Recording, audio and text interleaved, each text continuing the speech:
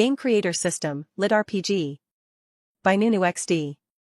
Is it hard for a game creator to stand out? Isn't it just about copying making fun games? Theo woke up in a world where monsters constantly invade the earth, and one of the most popular ways for humans to become strong enough to deal with the monsters is through games.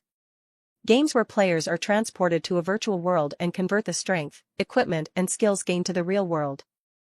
Theo's new identity in this world is as a game creator, the creator of these virtual worlds for players to become stronger. But the life of a game creator is hard. His value is measured based on how many players play his games, and Theo is the worst game creator in the university. Worried about the future, Theo looked for popular games in this world and realized that they were all extremely boring and tedious. To become more powerful, don't I just need to make good games? With so many good games in my memory, can't I just use these ideas to become the greatest game creator? With this in mind, the greatest game creator emerged, scaring all other game creators and players around the world. Do humans need to be this weak physically and magically? My next card game will completely hook you. Do humans need to train gun shooting and skill use? I'll introduce you to the concept of hero shooter. Is our military command getting weak? Nothing better than a good RTS to train you to command an army of thousands. You weren't lazy about getting stronger, you just weren't having enough fun while getting stronger before I came along. Theo Brooks, the game-creating revolutionary. I was completely confused. After waking up, I looked around and had the feeling that I was in my room, but at the same time I was sure that I wasn't in my room. It only took a few seconds for my head to start hurting and for a huge influx of memories to flood my mind. Memories of two lives. The Theo of the first life was just an ordinary man. He lived a normal life until he was 26, worked a normal job, had normal friends, and spent his entire salary buying games to decorate his Steam account. In that life I enjoyed every game I played. Although I had a good talent for gaming, always getting around the master rank in all competitive games, I wasn't good enough to make a living out of it, so I just contented myself with playing the best games and platinuming as many as possible. That life had nothing very important to say beyond that. The second life was completely different. Even though he had an ordinary start as an ordinary student at an ordinary school, everything changed when the school tested the students' talents and it was discovered that the Theo of this world had the talent to be a game creator. For a world that was constantly invaded by other races, humanity had to find ways to become more powerful in order to defend itself against these other races. So governments began to explore how they could make the population stronger. It took a while for people to understand the seriousness of the invasions, until an invasion happened in London and surprisingly people with wands appeared and dealt with the invasion using spells. A few days later an invasion took place in China and people flying on swords appeared to defend the population. From then on, each country showed that it too had the ability to control supernatural means, and it became public knowledge that magic existed in the world and each culture knew how to take advantage of it in a different way. In order not to be left behind, the US, which didn't have such a deep culture involving magic, had to find another way of dealing with it. The government hired supernaturalists from all over the world for high salaries to study the different styles of magic and invent a new platform where the user's magic could be used together with technology. With trillions of dollars invested and decades of work by geniuses and supernaturals, a way to develop or access virtual worlds with magic finally emerged. People with low magical potential could only become players and access virtual worlds to become stronger. People with high magical potential could choose to be players or game creators, developing the virtual worlds and becoming stronger by making the players stronger. Luckily, Theo from this world was tested at school and found to have a low talent for being a game creator, which made a place available for him at a university to develop this talent. The problem was that because he had little creativity and little mana, he never managed to excel at anything, always coming last in the university tests. Theo often considered giving up being a game creator and becoming a player, taking advantage of the fact that he had more magical potential than normal players to stand out there. This was the most common way out for failed game creators. From the memories I received, Theo was planning to quit the game creator course today, but now with the memories I had of the two worlds in my mind, I realized that I didn't need to quit anymore. With the memories of a Theo with decades of experience in playing and replaying the best games in a peaceful world, and also a Theo with years of experience in magically developing games, even failed games, my potential was too great to waste. In a world where the focus of games was only to make players more powerful, games were extremely boring, tedious, and repetitive. Many players had to force themselves to play the games in order to get stronger because the games weren't any fun. It was as if players had to train for 6 hours a day in the gym. Even if there were people who enjoyed the process, the vast majority would die of boredom having to do it. If I used the knowledge of the best otherworldly games to make fun games for people to get stronger, wouldn't I stand out? Why would I need to give up being a game creator if I could make games that thousands of people wanted to play? With each passing second I felt as if the two sets of memories were integrating in my mind even more. The fusion of the two memories was somehow making me feel even better. Closing my eyes for a few minutes, I just sat and analyzed each memory from both my lives. Sad memories, happy memories, dreams fulfilled, dreams dashed. All the feelings of the two Theos came together in me. When I felt that the memories had finally merged with me, I opened my eyes and felt like a new person. I'm Theo Brooks. I just didn't come from another world. I wasn't just born into this world, I'm both. Even though I'm someone new, Theo's life in this world is still my life and I'm going to live it to the best of my ability. Having understood my mind, the first thing I did was analyze my surroundings. I was in a place that looked like a 20 square meter mini house with space for just a bed, a desk with a computer, a small kitchen and a bathroom. This place was my dormitory at Nova Forge Academy, Game Creators Development Academy. Because it was a newly built university, the criteria that students had to meet were lower, which is why the old Theo was still able to continue studying here even though his results were so poor. Studying at a new university had its advantages. For example, even though my dormitory was small, I didn't have to share it with anyone and all the equipment was new. Looking at the computer turned on, I became curious and began to analyze the technology. Years of absolute focus on technological development meant that this world was decades ahead of my other life. Unfortunately, looking at the list of games already open on the screen, I had to sigh. Knife throwing training in the dark. Ice shield defense training. Training. The games of this world were basically training methods disguised as games. Knife throwing training in the dark, for example, was just a virtual world in a dark forest where players had a limited supply of knives and had to kill small birds that flew above the trees in exchange for points. The more birds the player killed, the more points he earned. That was the game. Just looking at it, I could think of several ways to make this game more interesting, for example, making the player earn coins for killing birds, then unlocking prettier knife appearances that could be bought for coins. Buying machines that throw knives by themselves so that the player can earn even more coins, making tougher enemies that need more powerful knives and can only be killed by powerful knives. As much as this made it seem like the game would lose its practical meaning, in the end the player could still continue throwing knives, but now he would have an objective for throwing the knives, getting coins and having more beautiful knives. Unfortunately, the game creator who made this game didn't think of any of this. And looking at the comments I realized that I was the only one complaining about it. I used to suck at games that involved aiming and precision. After playing this for a few weeks, I realized that not only had my knife throwing skill gone up from rank F to rank E, but I had also improved even in other areas of my life, such as cutting and slicing with precision in the kitchen. Super useful. The point system is motivating. I'm always trying to break my record and, in the process, I'm getting better and better at throwing accuracy and speed, so I'm glad game creator decided to add that. What an interesting game. The variety of birds developed in the game, with each bird having different size and speed, made a big difference in training. Congratulations to game creator, you are very talented. Reading the more than 80 comments praising game creator, I was shocked. This game was so boring and people in this world actually thought it was good? Sure, I have to admit that the game did fulfill the role of training, but for people to feel that a points system is enough to turn training into a game surprised me. If I'm not mistaken, those games on this list are the games that final year students had to develop in order to be assessed for graduation. What's the game that old Theo made? Thinking about the game Theo made, my mind quickly remembered where the game core was.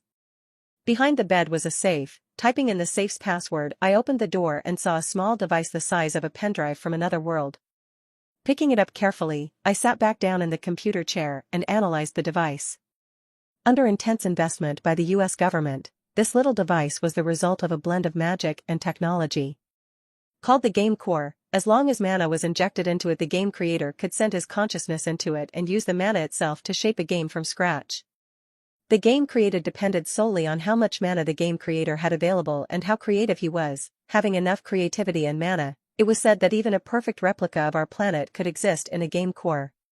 Sure, it's not known whether this news is true or just something to give humanity hope, but even so, this little device was groundbreaking. There are different game core tiers, ranging from the lowest rank, rank F, to the highest rank, rank S. The lower the rank, the less storage capacity the game core has, consequently the higher the rank of the game core, the more storage capacity it has. Another factor to consider is that a game core rank F requires 1 mana point from players per hour to use, while a rank E requires more mana, with this cost rising to a maximum at rank S.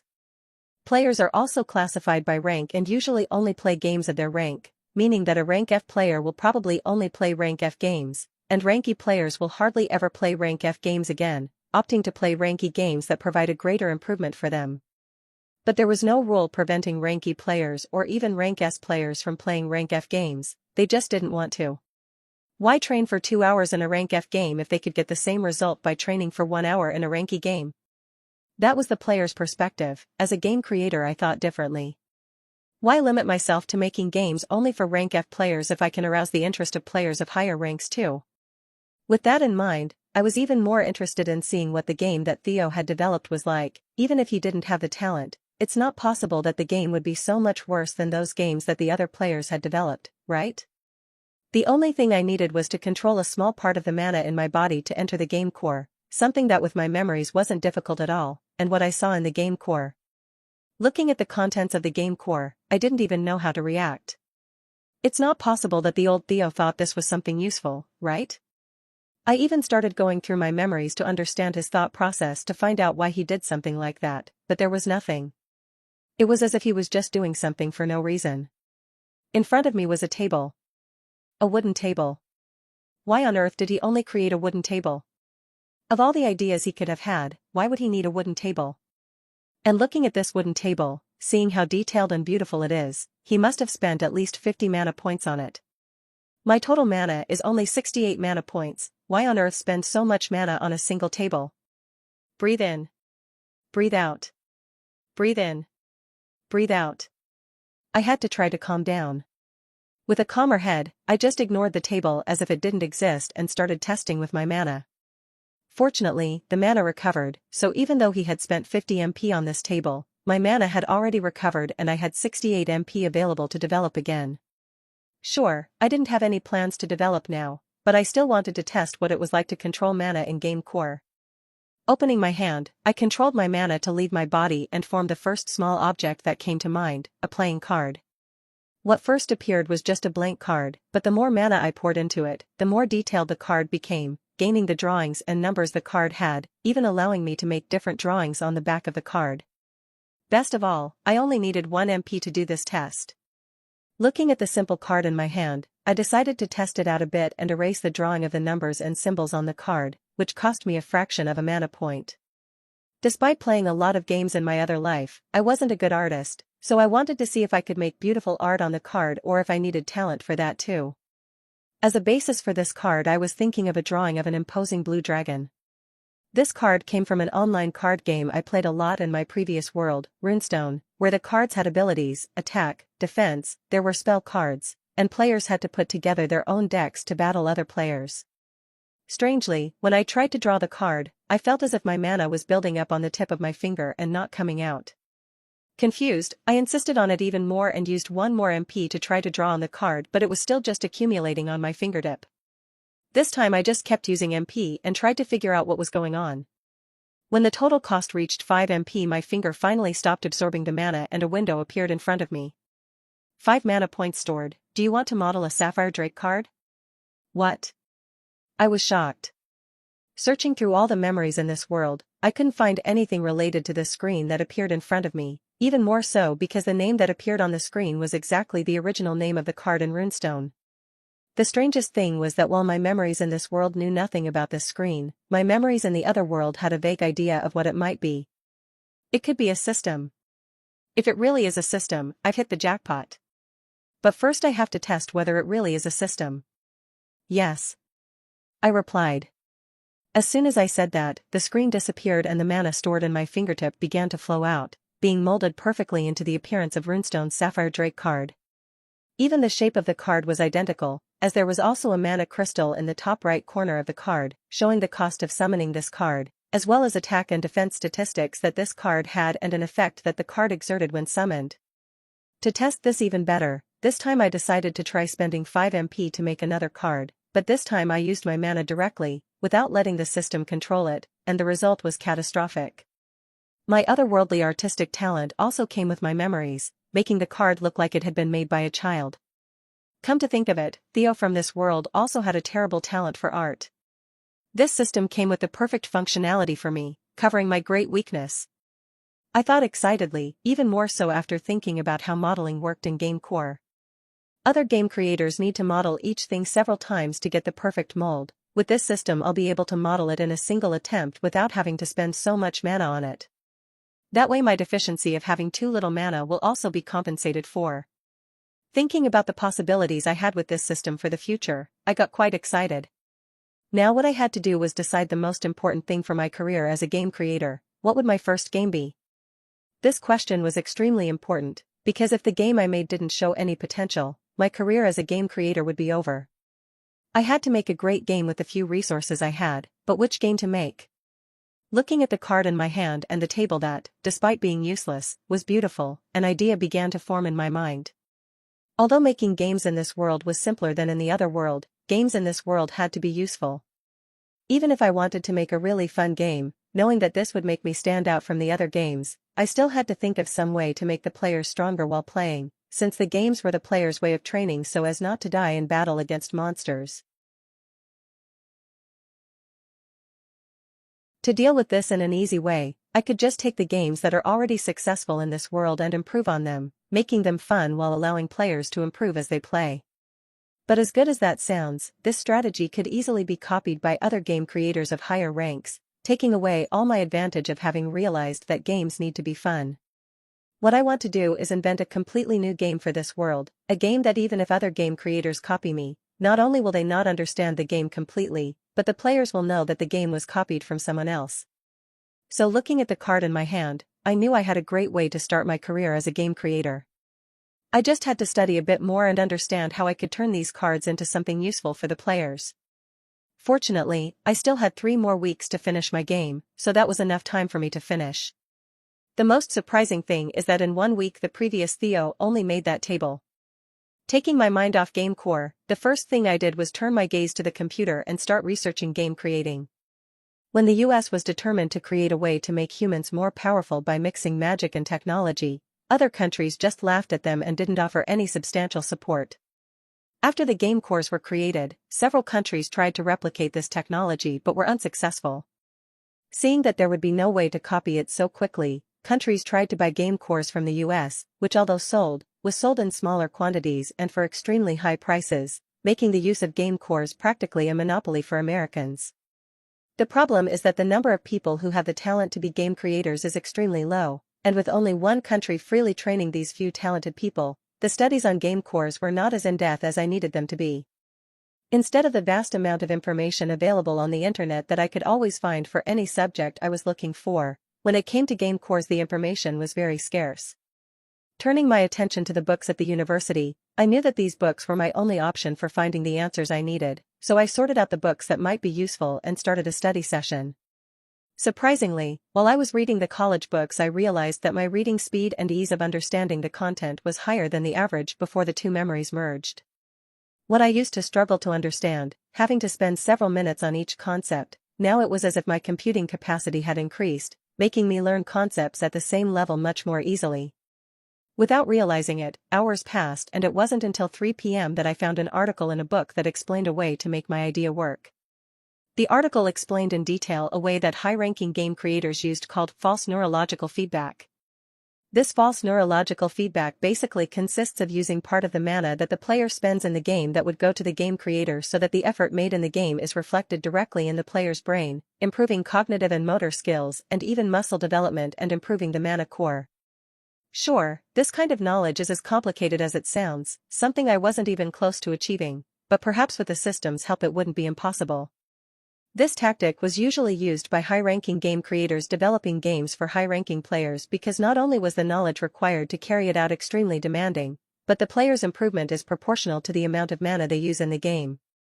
Rank F players use 1 MP per hour of play, which provides a small improvement, but one that would not be ignored by prolonged use. Despite the great hunger I was feeling from having studied for so long, my desire to test this idea was much greater than that, and I quickly grabbed the game core and injected my consciousness into it. Looking at the small Sapphire Drake card, which was a creature, my plan was to make it so that when this type of card was placed on the board, the player would receive a small increase in physical stats such as strength, spell cards would give the player a small increase in magic stats, and weapon cards would give the player stats in agility. Sure, it wasn't something on the level that a player would play 30 cards in a game, receive 30 stat boosts, and in 2 days have the strength of an S-rank player.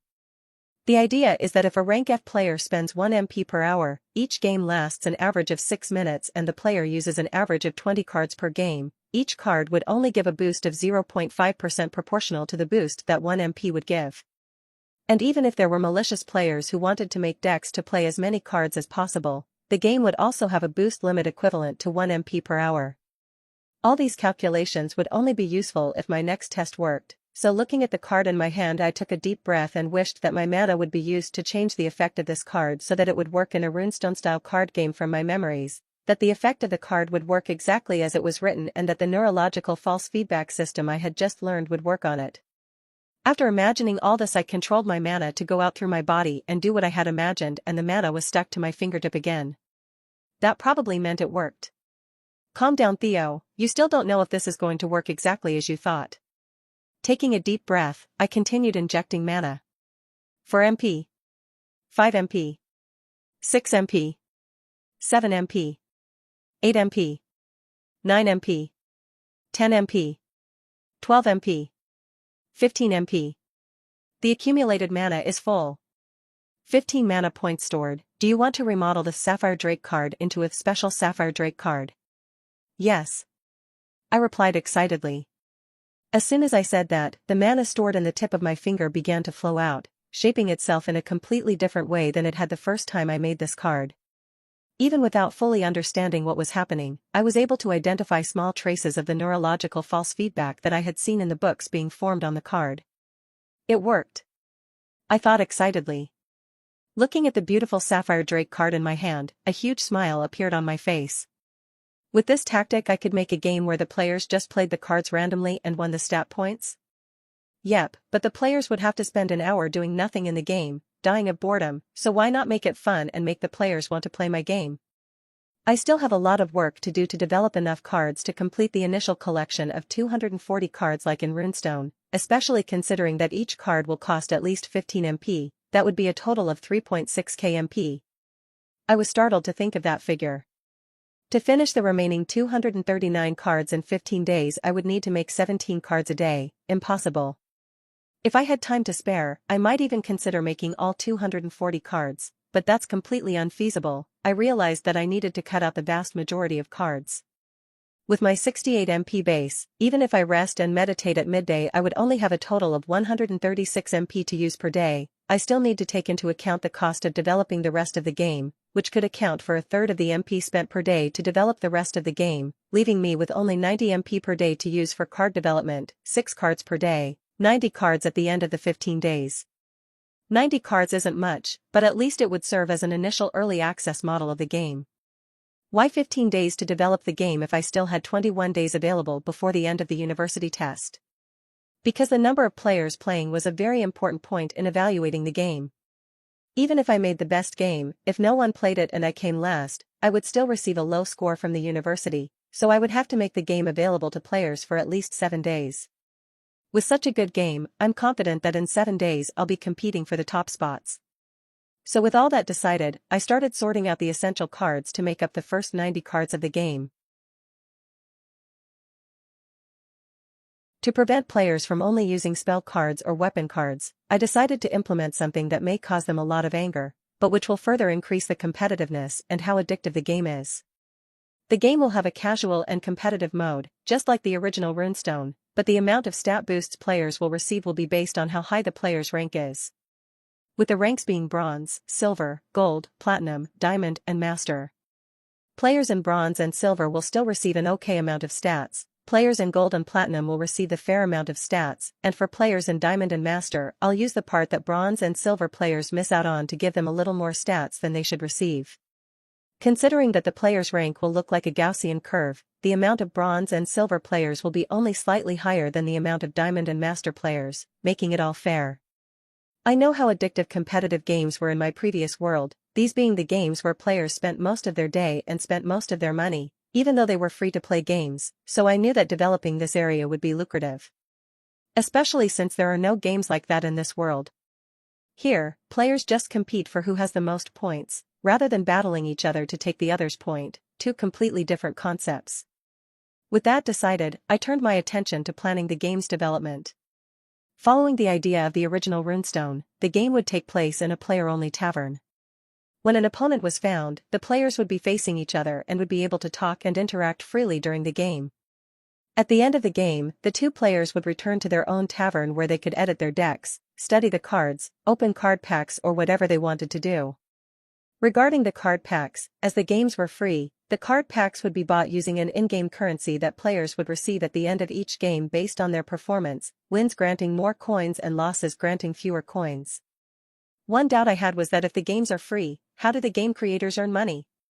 Simple, in order to play the games, the players had to pay a monthly fee to the government, which then paid the game creators based on the time spent by the players in the game. The old Theo didn't pay much attention to the amount of this fee, but I know that the biggest game creators are multimillionaires, so I doubt that this fee is low. With all this decided and planned, all that remained was to develop the game. Fortunately, my memory was almost perfect after the merging of the two minds, so I could clearly remember all the cards in the game. The process of making each of the cards, programming the cards' restrictions and everything they could do was easier than I had imagined. Once I got used to doing it, I could make all 3 cards in the morning in just a few minutes, then use the remaining 23 MP to set up the smaller, more detailed parts of the game in a couple of hours, have my lunch, rest for 2 hours, then go back to game core, make the 3 cards in the afternoon, use the remaining 23 MP in the afternoon and go back to the real world to study. My studying wasn't very complex, I'd just pick up the college books that the old Theo had given up studying and study that again. After repeating this routine for 3 days, I realized something very good. I was ready to make my first card of the day when I started accumulating mana at my fingertips as usual. 1 MP. 5 MP. 10 MP. 12 MP. 14 MP. And the mana has stopped accumulating. 14 mana points stored. Do you want to model a special Leroy Lincoln's card? Why did this card only cost 14 MP? I asked shocked. Yes. I replied a little doubtfully. Within seconds the card was shaped in front of me using my mana. As I had studied a lot about game core and game creating, as well as observing so many advanced cards being shaped with my mana, I was able to understand a little more about the process of shaping the card this time. Looking at the card and seeing that it was as perfect as the others, I was a little confused, but an idea came to mind. To test this idea I decided to make the next card. 1 MP. 5 MP. 10 MP. 12 MP. 14 MP. And the mana stopped accumulating again at 14 MP. 14 mana points stored. Do you want to model a special Lava Giant card? This was an even more powerful and iconic card than Sapphire Drake, but it had its cost reduced by 1 MP. To be sure, I ran the test with another card and the result was the same, the cost had dropped to 14 MP. The only reason I can think of for this is that as my knowledge has improved a lot in the last 3 days, the cost system charges to cover my lack of knowledge has decreased. I deduced excitedly. I wasn't even learning out of obligation, with my new level of understanding, learning had become satisfying. Opening the book with so many new and interesting concepts that I only needed to read a few times to understand was fascinating. I had started studying the content taught in the first year, which was simpler, so this was even easier to learn. Who knew that relearning this kind of thing would save me MP when using the system? Not only had the MP cost of using the system gone down, but the cost of doing everything else in the game had also gone down. Some things only decreased by fractions of a MP, while others decreased by just over 1 MP, which at the end of the day gave me an average saving of 9 MP compared to the previous day when I had done the same things for 9 MP more. After another 6 days of study, the cost of using the system dropped again, reducing the cost of making the card by another 1 MP. At this point I had made 4 more cards than I should have because of the MP savings my knowledge had generated, and with the cards costing only 13 MP over the next 6 days I was able to make 8 more cards in addition to the 4 extra I had made and the 90 cards I had originally intended to make, increasing the total amount of cards available in the game to 102 cards. These 12 extra cards that the game received would make a big difference to players' decks, making the game even more fun than it was originally going to be. Being now only 7 days away from the end of the test with the game completed, I decided to launch the game on the university's website and try out the game as a player, without any game creator benefits, just out of curiosity.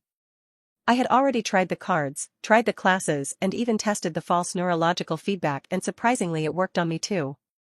Ever since I discovered it, I've had to control myself not to spend my mana activating false neurological feedback on myself to improve my body, since I still needed that mana, but now that the game was finished I could leave it activated all the time, improving my body constantly.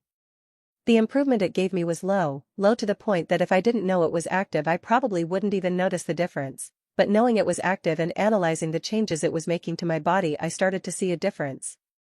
As I was the game creator, I didn't even have to depend on the cards, I just chose which statistic I wanted to improve, and every hour my body would improve in proportion to the 1 MP it improved.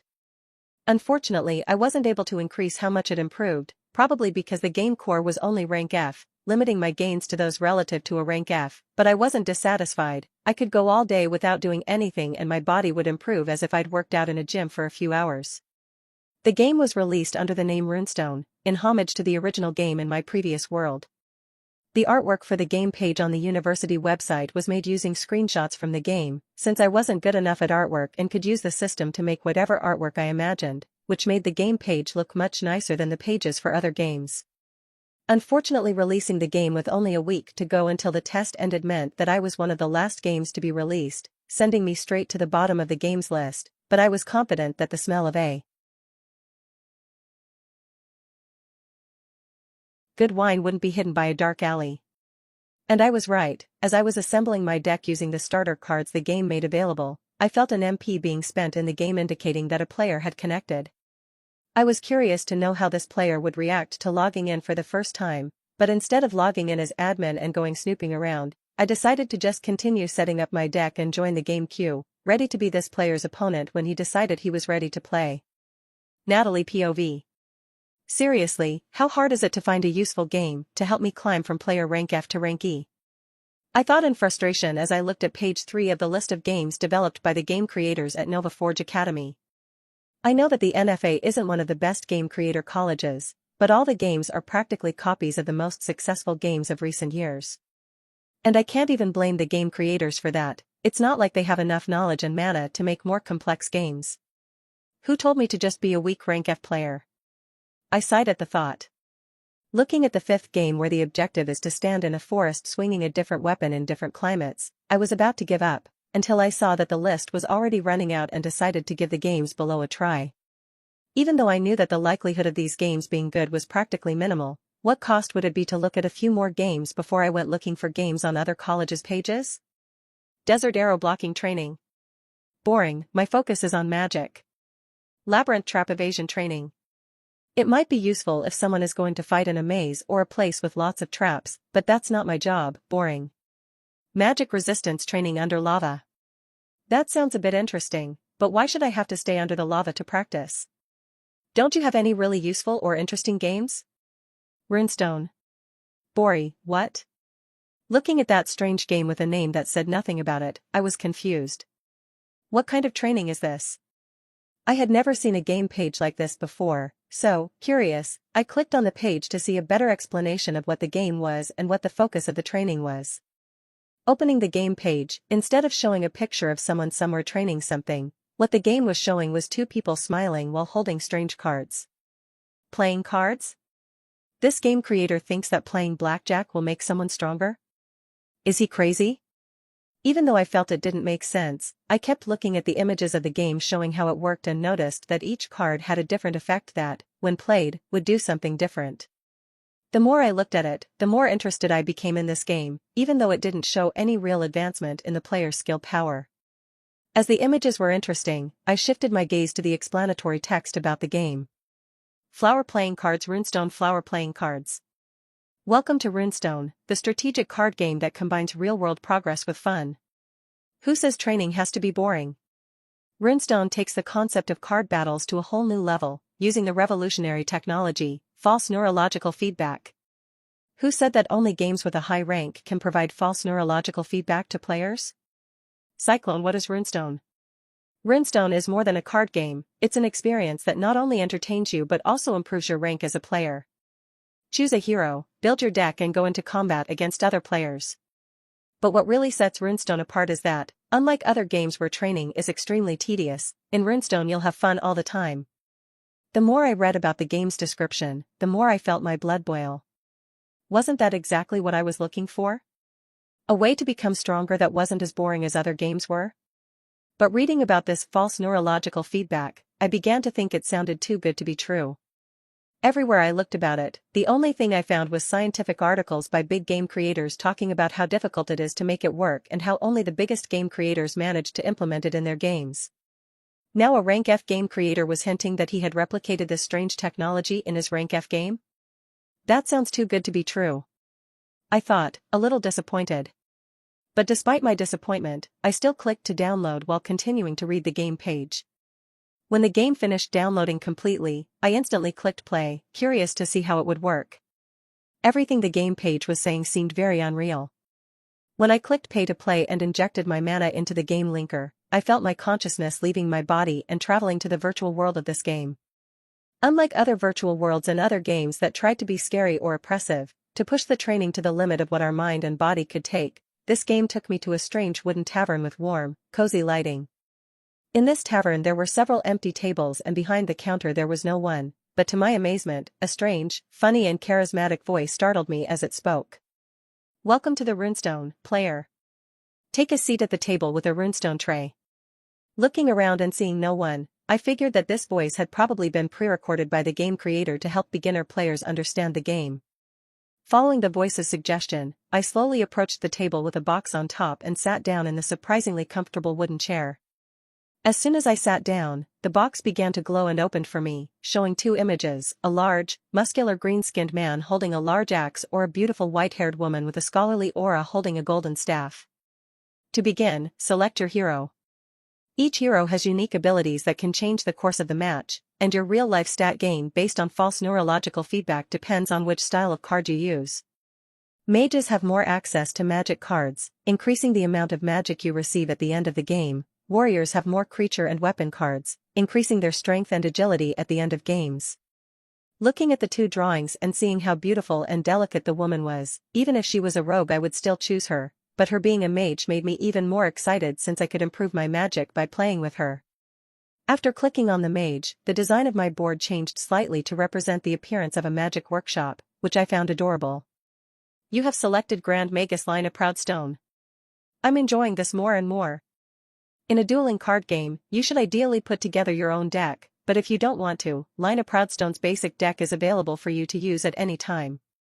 Curious, I started looking at the cards in Maga's basic deck and I was pleased with what I saw, but out of curiosity I also looked at the other cards available for me to choose from and I realized that I understood too little about the game to customize anything, so I just stuck with the basic deck. Now that you have a deck, you can play your first battle. Good luck, Great Mage. Hearing the game call me Great Mage made a great smile appear on my face as I shifted my gaze to the menu in front of me. Even though the board was made of wood with rustic elements all over the place, whenever the game menu changed the board made mechanical sounds as if it had actually changed in a realistic way. This game creator has really thought through even the smallest details. In front of me were two buttons, Casual Match, and Ranked Match. Reading the description of both I wanted to click on Ranked Match, but the button wasn't available until I had completed 10 battles. Resigning myself to my fate, I clicked on Casual Match, and a roulette wheel started spinning, apparently deciding my opponent. This game already has so many players? I was surprised by this. Worthy opponent. That was the title of the opponent the game chose for me, which pleased me. Within seconds the board began to change, splitting in half with my half of the board having the appearance of a magic laboratory while the other half had the appearance of a warrior training camp. On the other side of the table, the body of a person began to materialize.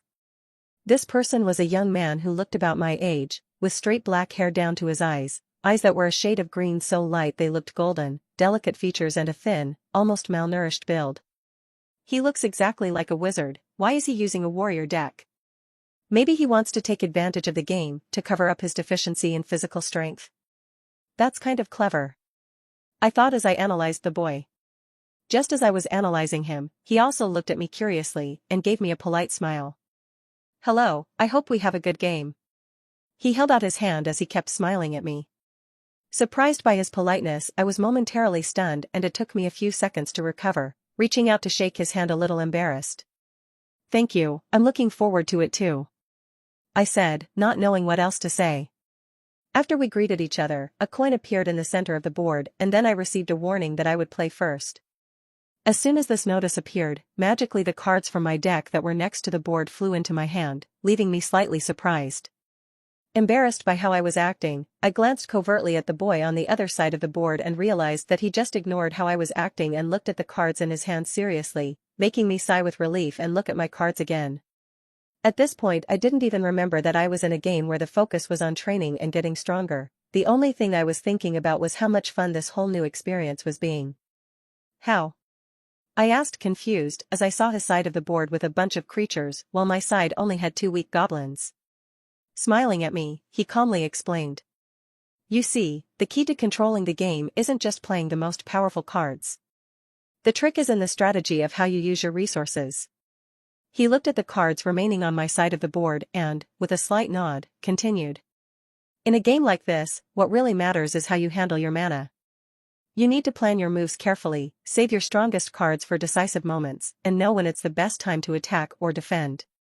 I, for example, used some simpler cards at the start to build up mana and ensure that, when the time was right, I had everything I needed to take control of the game. He paused and looked at me, as if waiting for me to absorb the information. Also, don't underestimate the little cards. They may not seem like much at first, but used in the right way, they can become the deciding factor in a match.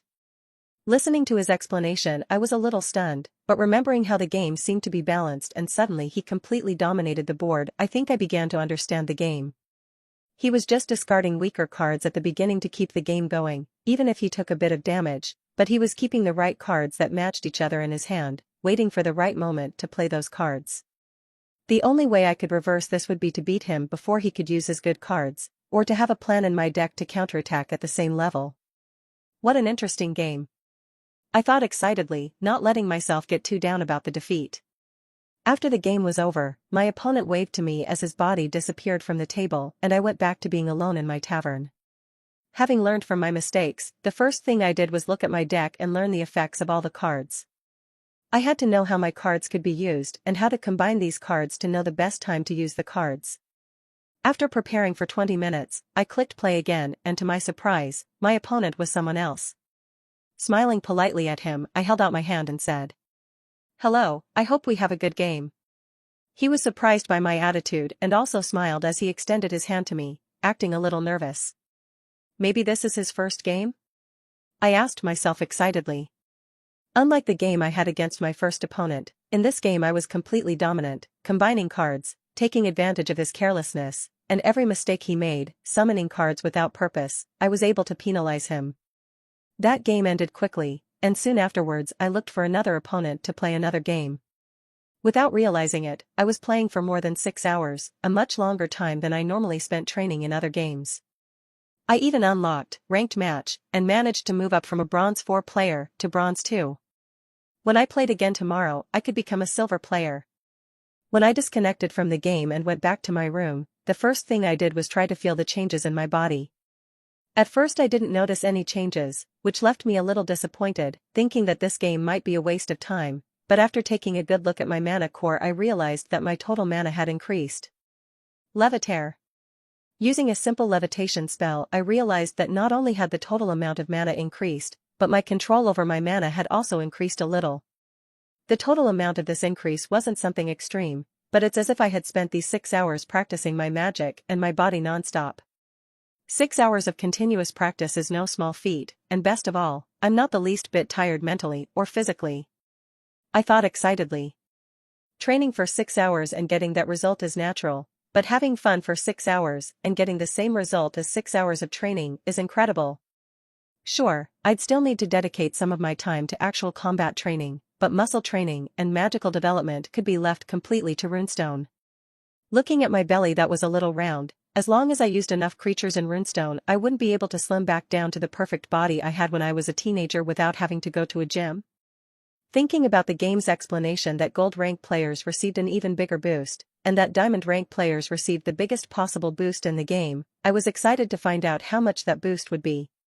Turning my gaze to the computer screen and seeing the NFA's request for me to review their student's game, I didn't think twice about writing a good review. Theo POV. I didn't know the reactions that everyone was having outside of the game, but I could tell that people were enjoying playing Runestone when I logged out of the game as a player and accessed my game creator backend to analyze the player's statistics and saw the data. Wow, this is going better than I thought. I thought excitedly. The games in the site's top 10 had an average of 500 active players and thousands of players who had already tested their games in total. These numbers are very good, even more so considering that the government pays game creators an average of $6 per hour for every 1,000 hours that players play AF rank game. That means having 500 players online at all times in AF rank game represents $72 per day, or $2,160 per month just for creating the game. Of course, whether these generic games would maintain the average of 500 players online is another story, but it was still a good incentive for game creators. This amount of popularity that these games accumulated was over the course of 1 to 2 weeks, the time that these games had been released. Runestone, on the other hand, despite not having such large numbers in terms of total players who tested the game, was doing very well when it came to retaining players. Of the 92 players who downloaded and tested the game, 74 were still online in the game, with the 16 players who disconnected having played for at least 2 hours and only 2 players who played a single game and disconnected. I know it's impossible to please everyone, so I wasn't surprised to see people who hadn't played for so long, or players who didn't like the strategic vision the game demanded. No game is perfect, I just have to keep improving my game and in time I'll please the right people. The data collected by the game today is still not entirely reliable. For me to know how the game was really doing I would need at least 3 days, so I would know if players were coming back to play because the game is good, or if they only played for so long because they wanted to try the game. Looking at the $2.88 available from the time the players played my game, a smile broke out on my face. Even though I knew it wasn't a lot of money, I wanted to celebrate and decided that I would treat myself well today. I hadn't left my room once in the last 15 days, now that the game was done and going well it was my time to bask in my glory. Taking a nice warm shower and putting on nice, comfortable clothes, I left my dorm and looked around curiously. Following memories of the old Theo, I left the dormitory and walked across the university campus to the exit, where there was a small restaurant full of students chatting excitedly. The freshmen were chatting animatedly about the things they were learning, about university life, girls, drinks, games, and the like. On the other side of the restaurant was a group of seniors, classmates of Theo's former class who had also recently released their games for the college test and were apparently chatting about their games. I intended to just look away and look for an empty table to sit at, but just as I was looking for a suitable seat, a loud voice caught my attention. "Brooks, come here. There's a place for you to sit here with us." A male voice came from the group of veterans. Looking at the person who spoke, it was a blonde, tall, athletic young man with blue eyes and a big fake smile on his face. If he were a normal person, he would hardly notice that the smile was fake, but with Theo having been the worst student for all 5 years of his studies at college, he had learned to identify when this boy's smile was genuine or fake, since he had often used this fake smile to ridicule him before. At first I ignored the boy, still looking around to see if there was anywhere else to sit, but realizing that the restaurant was completely full, I shrugged and went to the other seniors' table. Although this boy was a jerk to the old Theo, the other students weren't bad. Even though Theo was the worst student, many were still polite and helped him when he had the courage to ask any questions he had. "You finally showed up, Brooks. Did you finally get your game on?" Tyler Evans, the blonde boy who always mocked Theo, asked with derision. "Yes, my game was released today," I replied good-naturedly as I sat down at the table, nodding with a polite smile to the other classmates, ignoring Evans. "Really? At least you managed to finish your game before the test ran out of time, haha. How are you? Did you manage to get out of the bottom rank of the test?" he asked mockingly. "Yep," I replied minimally as I looked at the menu, choosing what I was going to eat. "Really? What's the name of your game? I'm curious to see how good it is. Evans laughed out loud as he picked up his cell phone, ready to search for the game. Come on Evans, leave Brooks alone, he's just here to eat. One boy in the group was uncomfortable with Evans' clear mockery and suggested he stop. Nah, Brooks must be confident in his game if he's out celebrating today. Come on Brooks, name your game. He asked looking at his cell phone. Runestone. I replied as I finally found a nice plate of barbecue on the menu and decided to eat it. Runestone, right? Let's see how your game is going, Evans commented as he opened College Rank and searched for my game, jumping straight to the last page. After staring at his phone for a minute or two, Evans started laughing as he looked at me. Brooks, your game isn't even showing up on the list, are you sure you published your game correctly? Hearing Evans' comments, the other students looked at him in confusion, then looked at me with a little sympathy, since if my game that was posted today wasn't on the last page, the only reason would be that I published the game incorrectly. At this point everyone was expecting me to be surprised or worried about it, but I didn't even take my eyes off the menu as I answered. Look at the previous page, the last time I looked I was almost out of the last page, right now I should be one page up. I said with disinterest. Hearing this, doubt appeared in everyone's eyes. Even those who weren't paying much attention to the discussion focused on what Evans was about to say, since if my game jumped from the last page to the next page on the first day of release, that would be surprising. Uncertain, Evans looked at the screen of his cell phone doubtfully and clicked on the previous page. Looking through the long explanatory titles of the other games and suddenly a game with just a name in the middle, he found my game with ease. Did his game really go up a page even though it was posted today? On that page, didn't the games have to have at least 50 players online to participate? Did he ask his friends to play the game and help him rank higher? Evans thought in doubt as he remained quiet, not wanting to give himself the satisfaction of proving him wrong. But that wouldn't work, he had already attracted the attention of all the students at the table, some who were also on this page, others who were on the last page even though they had posted their games more than a week ago. Hearing that it was possible that my game was doing well, they became curious. Hey Tyler, is his game really on that page?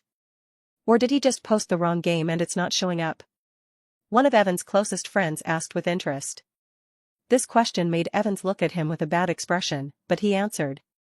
I found his game, it's in the middle of the penultimate page, probably with 50 to 70 players. Not bad Brooks, maybe you can get a few more pages up before the end of the test. Who would have thought that the worst student in recent years would get a result that isn't the worst? Haha. Having chosen what I was going to eat, I finally took my eyes off the menu and picked up the tablet on the restaurant table to place my order. As I placed my order, I finally looked at Evans with a mocking smile. Really? 70 players? That's good, when I left home only 90 players had tried my game. If 70 players are playing it means they really liked it. A 78% retention is very good. What's the retention of your game, Evans? Hearing my mocking reply, not only was Evans surprised, but the other students at the table also looked at me in shock. They probably couldn't remember a single time Theo had responded to Evans in all 5 years of college. Being confronted by someone he considered weaker in front of all his classmates was not something Evans expected, so under the gaze of everyone waiting for an answer, he became visibly irritated and replied. You have high retention because you still have few players, Brooks. When you have more than 1,000 people trying out your game it will drop naturally, don't get cocky. Hearing his response, the other students also nodded, considering it reasonable. After all, pleasing 70 people can be luck. Maybe I was just lucky to find the right audience, but that wouldn't necessarily continue after more players tested the game. But my smile remained plastered on my face, still looking at Evans mockingly as I shrugged. Really? That's a good excuse to use on your pillow before you cry yourself to sleep.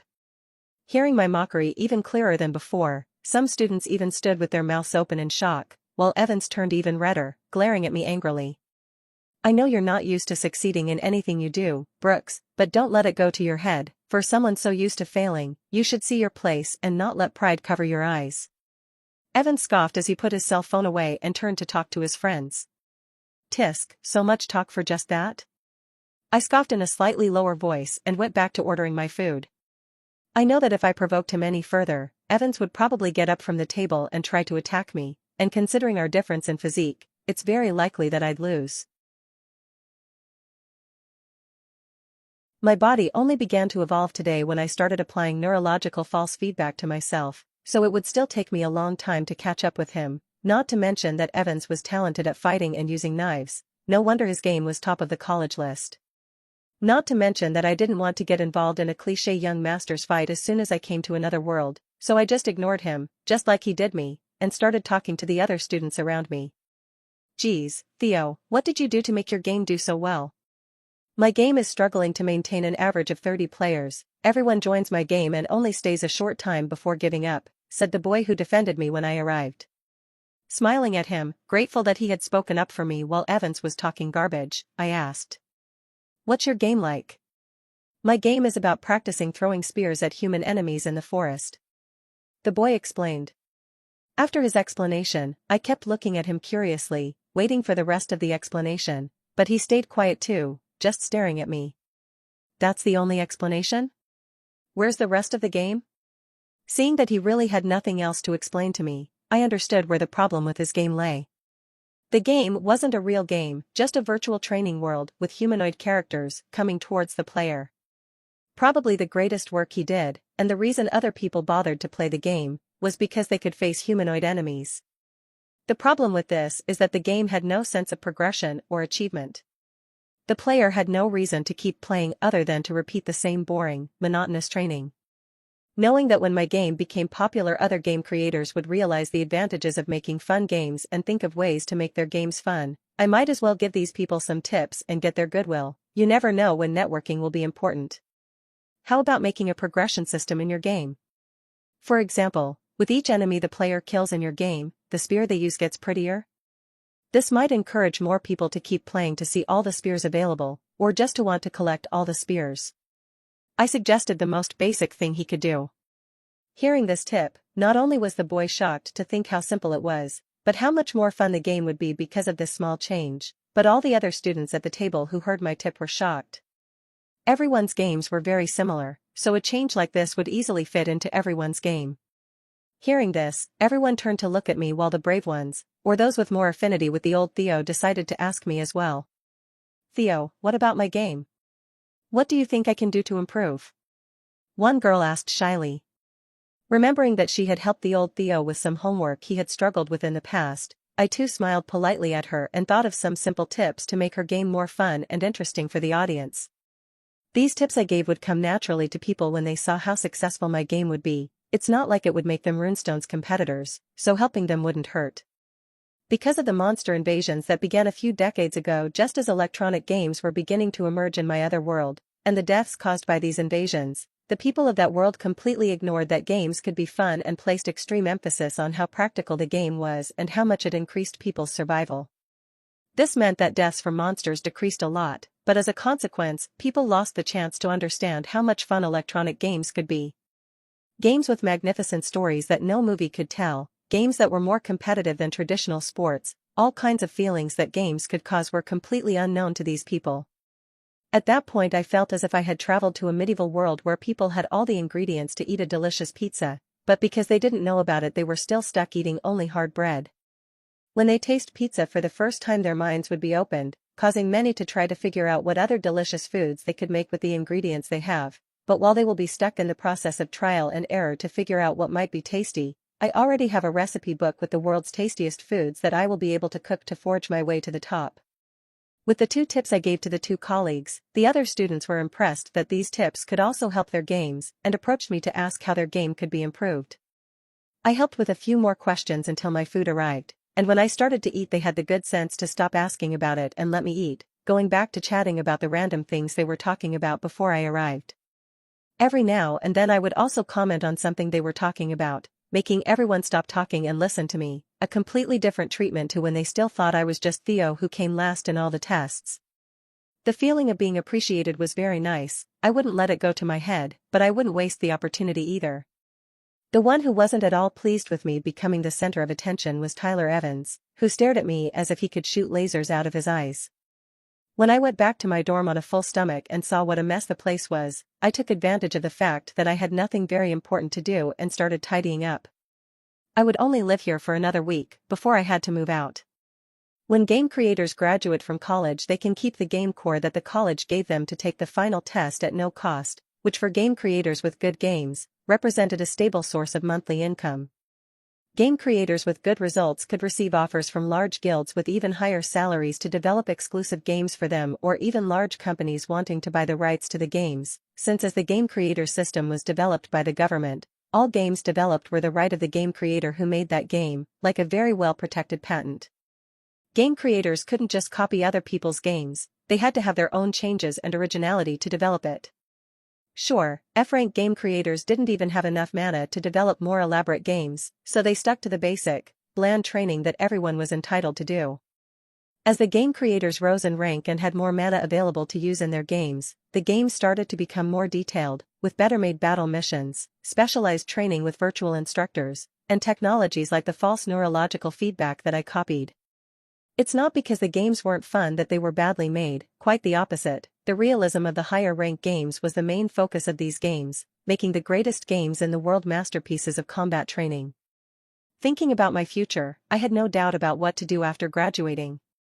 Joining a guild or a big company was out of the question. I didn't want to be controlled by people who didn't have a vision like mine. Even if I lived in a small apartment for a few years while slowly developing my games, I would go my own way and do things my own way. Looking at the clean and tidy dormitory, a proud smile appeared on my face and I sat down at my computer to check the game's statistics. It seemed that the game was going very well. In the 2 hours I'd been away from home, the game had risen from 70 players online to 87 players. Retention was still as high as ever, making a big smile appear on my face. The only thing stopping my game from growing more was promotion. People didn't know about the game, so there was no way for them to play. But that's a problem that I don't think would stop me for long. Maybe I could even encourage word of mouth among players. Depending on how much mana the game has gathered, I could use this to develop a reward system for inviting a friend. I thought excitedly. This tactic had always worked in my other life, with me being responsible for getting several of my friends to download the games I liked just so I could get the reward for inviting them. What can I give as a reward? Card packs might be a bit interesting, but nothing that would make people suddenly call friends. I stood up and began to walk around thoughtfully. Using other games as a reference, especially free-to-play games, the thing that players care about the most is skins. I hadn't yet developed skins for the backs of cards like in Runestone, so this could be a good incentive to do so.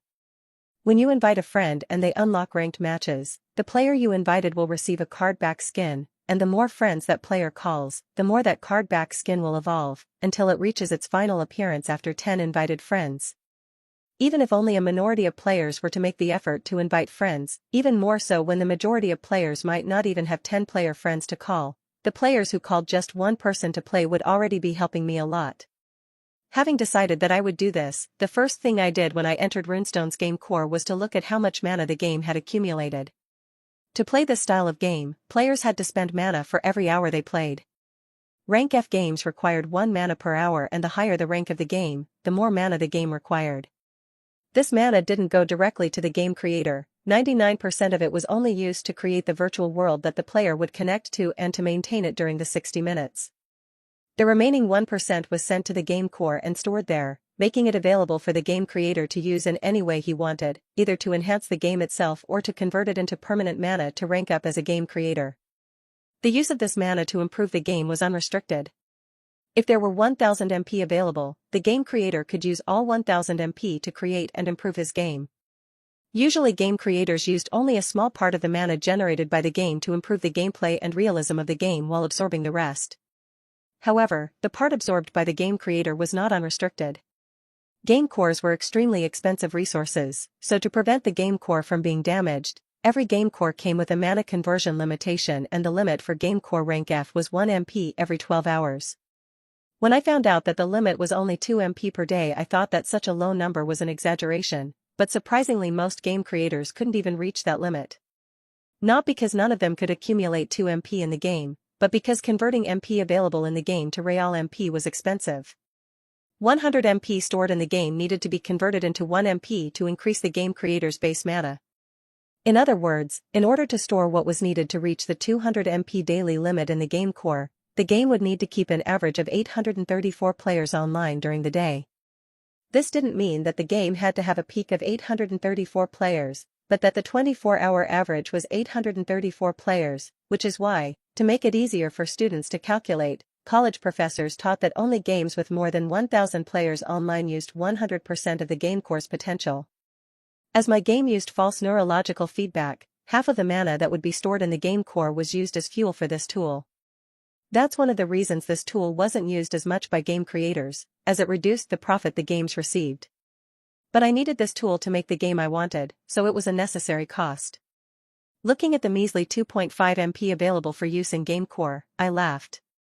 And I thought the mana stored would be enough to let me develop like crazy. I began to laugh at my innocence. But it's not as if I couldn't do something like that with my mana base. My 68 MP might not be much compared to other rank F game creators, but that was still a lot of mana. Without the urgent need to develop cards for the game as I had over the last few days, I would now be able to use all that mana to develop the game, so putting my mind to work I began to use my creativity and my mana to develop the system I had planned.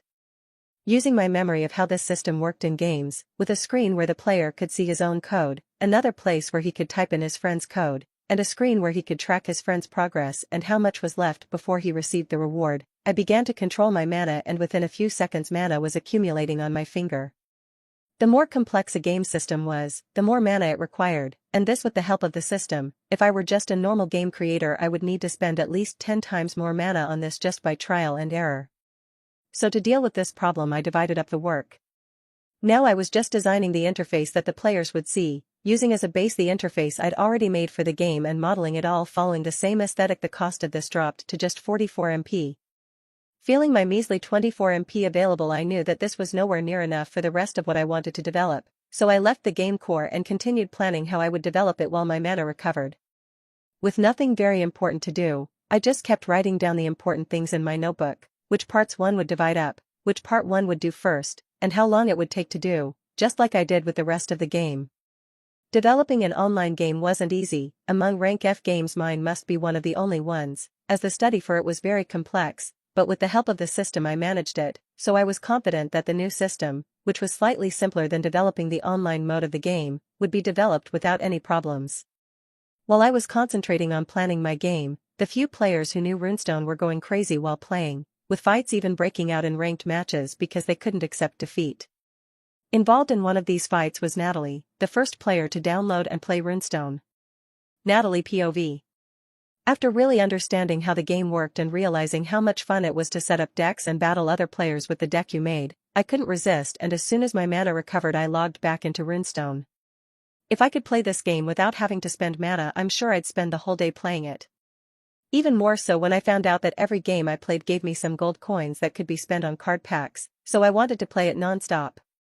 Every time I thought my deck was getting perfect, I'd get enough gold coins to open a card pack, which would give me new cards and send me back to the planning table, trying to optimize my deck with the new good cards I got. This made the game a really fun cycle. I would make a deck, test it for a few games, gain more cards, make another deck, test the new deck for a few games, gain more cards, a cycle that had me completely hooked. During my first game session there were hardly any players online, preventing me from finding enough ranked matches. In my second game session, the one I returned to after recovering my mana, I tried to play ranked matches again, and surprisingly I found matches. The players in this type of game were much more experienced than the players in casual matches. While in casual matches, I often found players who just used basic decks blindly and were still learning how to play. In ranked matches, players had already edited their decks and knew how to use their advantages to win games. Having competitive matches with players at my level was already a lot of fun, but earning ranked points at the end of each victory was even more satisfying than the victory itself. Seeing the photo frame of Lina Proudstone, my character in the game, change from a simple bronze outline to an exquisite silver outline made my pride rise in my chest. Unlike other games where I needed weeks to notice any kind of improvement, in Runestone I could feel my mana increasing after just one training session, however little, as well as seeing my progress as a player. Now that I was a silver rank player in Runestone, I was only one rank away from reaching gold and receiving an even bigger boost after each training session. Unfortunately, I never played against that black-haired boy I met in my first game. Even with experienced players who had been playing all day, until now I hadn't met anyone who understood the game as well as he did. The way he talked about the game, the calmness, confidence, and experience he passed on as he spoke made me believe that this player wasn't just a player. He was probably the game creator of Runestone, and according to what I asked other players, only a few people were lucky enough to play against him too. The tips he gave other players were different from the ones he gave me, but just as useful. Thinking about the potential this game was showing, not only with the very beautiful and detailed graphics, technologies as advanced as false neurological feedback, as well as such a creative idea, I'm sure this game creator will become famous in no time. Even though he doesn't belong to any of the big colleges, with a mind like this it will only be a matter of time before he stands out, and being the first player of his game I started to feel a little proud. Getting back to the game, one problem that bothered me was that the more I won ranked matches and climbed the ranks, the longer it took to find opponents at my level, and the game started pitting me against the same people frequently. A blonde girl and a dark-skinned boy were the players I met most often in silver rank matches, and they were both very good. Especially the boy, he was very clever in every action he took in the game, but the girl? What she lacked in talent, she made up for in language. Whenever she realized that she was at a disadvantage, she would start talking non-stop to try to distract me, and unfortunately it worked. At that moment I was in a game against her. Is this the kind of strategy they teach bronzes? Because it looks like I'm playing a casual match, the girl said dismissively as she looked at the board, disguising her nervousness. I didn't sit still and responded with mockery. Oh, how did you become a player without being able to see? Can't you see that the border around my profile is silver? Since the first time I played against her I was still bronze 1 and she was already silver 4, even though the difference in rank was only 1, she began to use this to destabilize me, and it worked. Knowing that she managed to get silver rank before me made me frustrated. I had 9 MP in total, but I stopped playing after spending 6 MP, keeping the rest available for practice in the real world.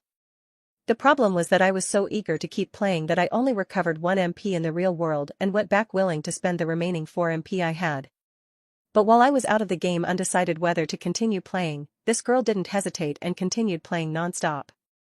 And as if that wasn't enough, she also uses Lina Proudstone, the great mage in the game, with a deck very similar to mine. The only difference between our two decks are some exclusive cards that we got from different card packs. Oh, that's right, you've risen to the silver rank. Whoever gave you those ranked points must be pretty bad, the girl said her final words in a low voice as if she were talking to herself, but loud enough for me to hear, making me even angrier.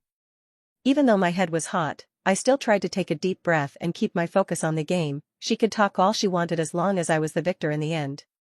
Seeing me stay quiet, the girl continued talking even more, trying to add fuel to the fire, but I took a deep breath and kept playing. This was one of the longest games I've ever played, going from 15 minutes to nearly 20 minutes. Each of us took advantage of the 75 seconds the game gave us to think each round, the only problem being that while I was trying to think, I had to filter out the girl's annoying voice from my mind.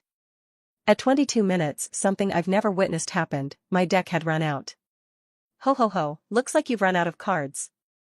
I wonder what's going to happen to you now. The girl's eyes lit up as she looked at me with derision. Even though I was out of cards, I was still confident that I could win the game.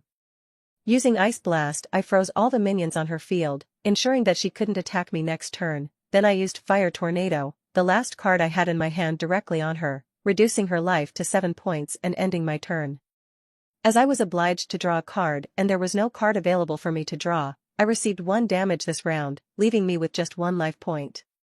The girl drew another card while smiling at me, but as all her monsters were frozen, she couldn't attack me using monsters, only spells.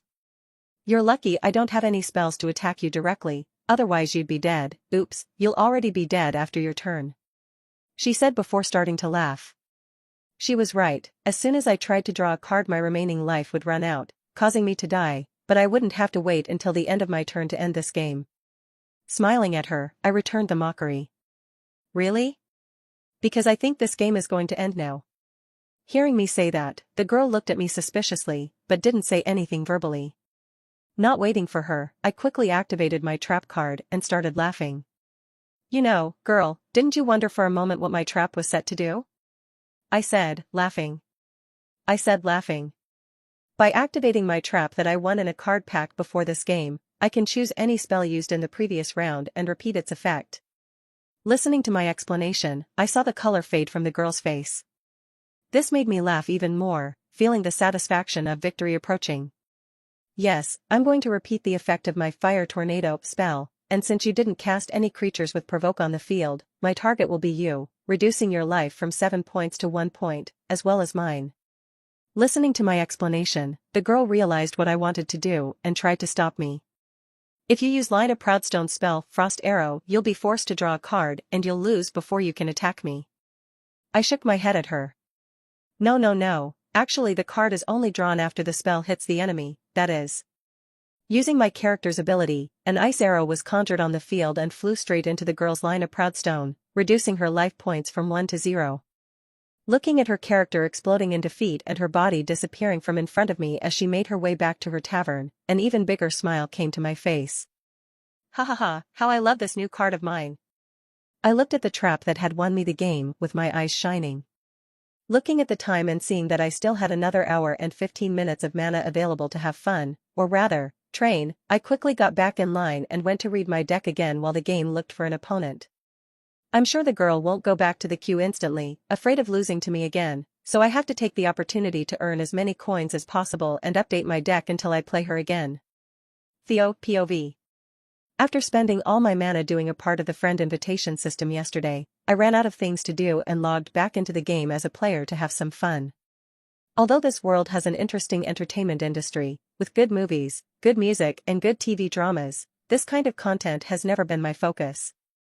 Even more so after discovering that when an invasion of monsters broke out in Japan and the supernatural population couldn't defend themselves because they were so short of people, the country was so devastated that it hasn't been able to recover to this day. This meant that anime wasn't a thing in this world, leaving me without games and anime, the two things I enjoyed most in the other world, so the only thing I could do to entertain myself at home was play my game. For a while I was playing against newcomers in casual matches and giving them tips on how the game worked, what they should do to be more successful in battles and things like that. Fortunately, the influx of new players into the game was surprisingly constant, but after a while I got bored and went to have fun in ranked matches, playing for real for the first time. The level of the players in rank Bronze 4, which was the lowest rank, was only slightly higher than that of the players in casual matches, so the games lasted no more than 5 minutes. Within an hour I was already at Bronze 1, getting closer to the silver rank. Even though the rank was very low, I knew that at this point I was probably in the top 0.5% of players, since the queues to play were taking longer than before. This gave me the idea of making a top 500 rank in the game, as was very popular in several games in my past life, but thinking that the game didn't even have 500 players, if I did that all the players in the game would already be in the top 500. Maybe I should wait a few days and do something like a top 50? Maybe top 100 at most? When the game has thousands of players, I'll be able to increase this to top 500.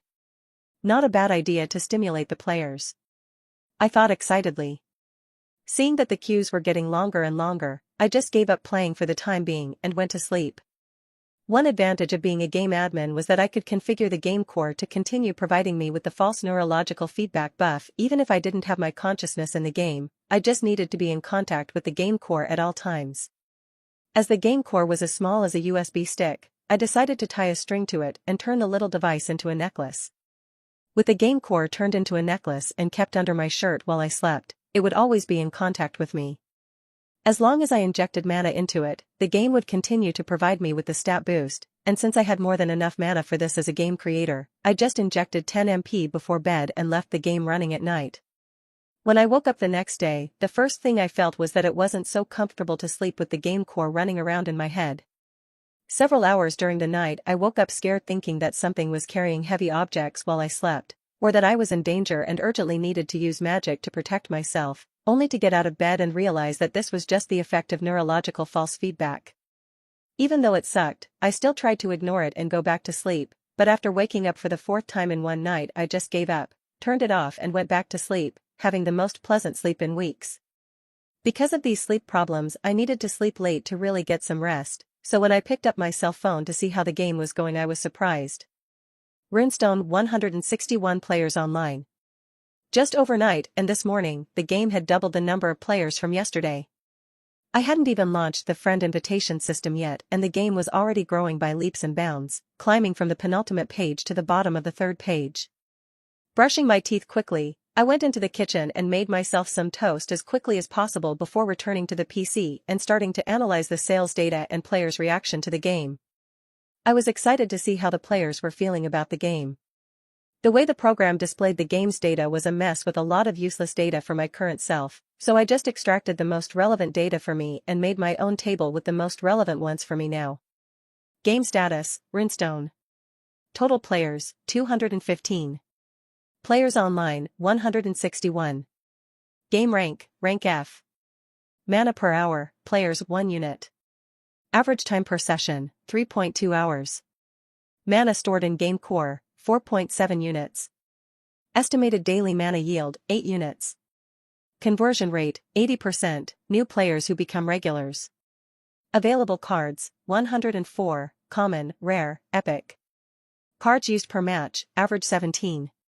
Of all the data, what caught my attention the most was the average time per session. At first, I was confused about this. Is the game so boring that the average player plays for only 3 hours and then quits? Digging deeper, I found a section with a graph of players' activity in the game, and there was the reason for such a low average. When I saw the reason, I started laughing. It's impossible to have a high average playing time if the players haven't even had enough time to play, right? The reason the average is so low is because part of the players got to know the game late last night, so they had to stop playing to go to sleep, while another part of the players got to know the game this morning, so they were just starting to play, not giving enough time for the average playing time to go up. Phew, for a moment I thought I'd done something wrong.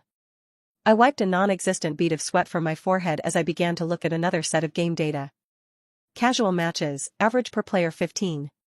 Percentage of players with access to ranked, 88%, 189 players. Total ranked matches played, 545.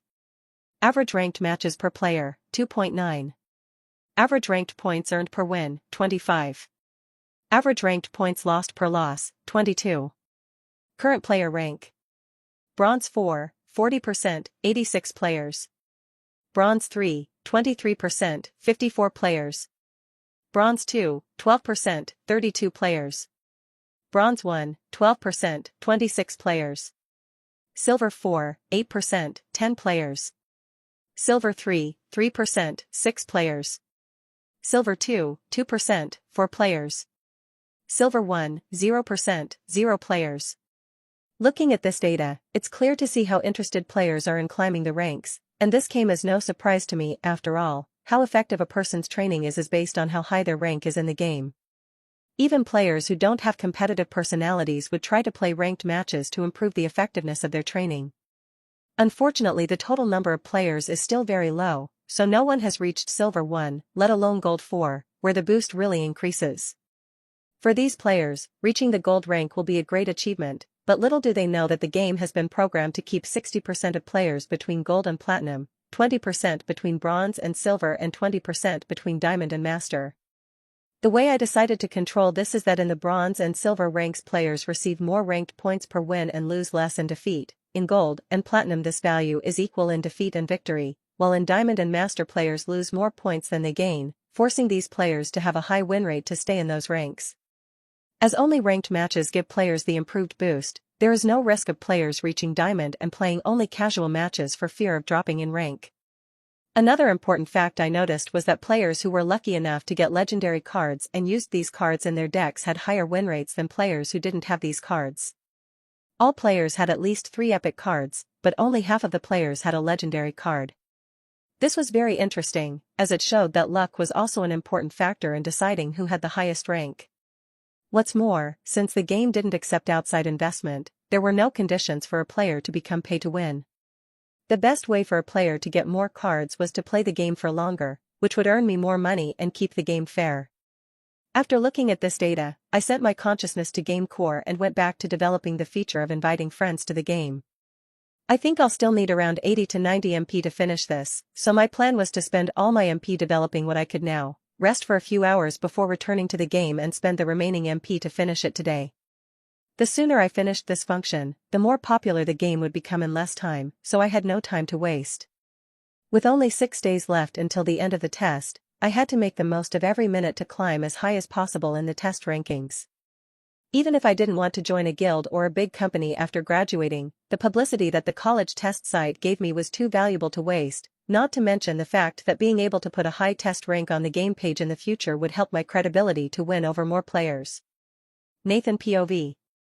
Okay guys, I think today we've made enough money for the whole week, so we can take these days to rest at home and next Monday we'll meet again to deal with another dungeon E rank. The team captain said with a cute smile on her face as she looked at each of us and nodded. Thinking about how lucky we were today and how much money we won made the smile on my face even bigger. After saying goodbye to our group, I got on my bike and rode back to my apartment.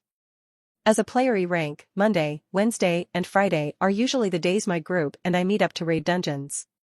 Today was supposed to be just another normal day. We were going to raid a Hobgoblin Forest dungeon that we had chosen from the list of available dungeons. We were going to kill all the monsters to destroy the dungeon and prevent them from invading Earth, then we would sell the loot we got and go home. An E-rank dungeon paid an average of $2,500, which divided into a group of 5 meant $500 each. We raided dungeons 3x a week, which earned me around $1,500 a week. It wasn't enough money to get rich, but it was enough to live a comfortable life.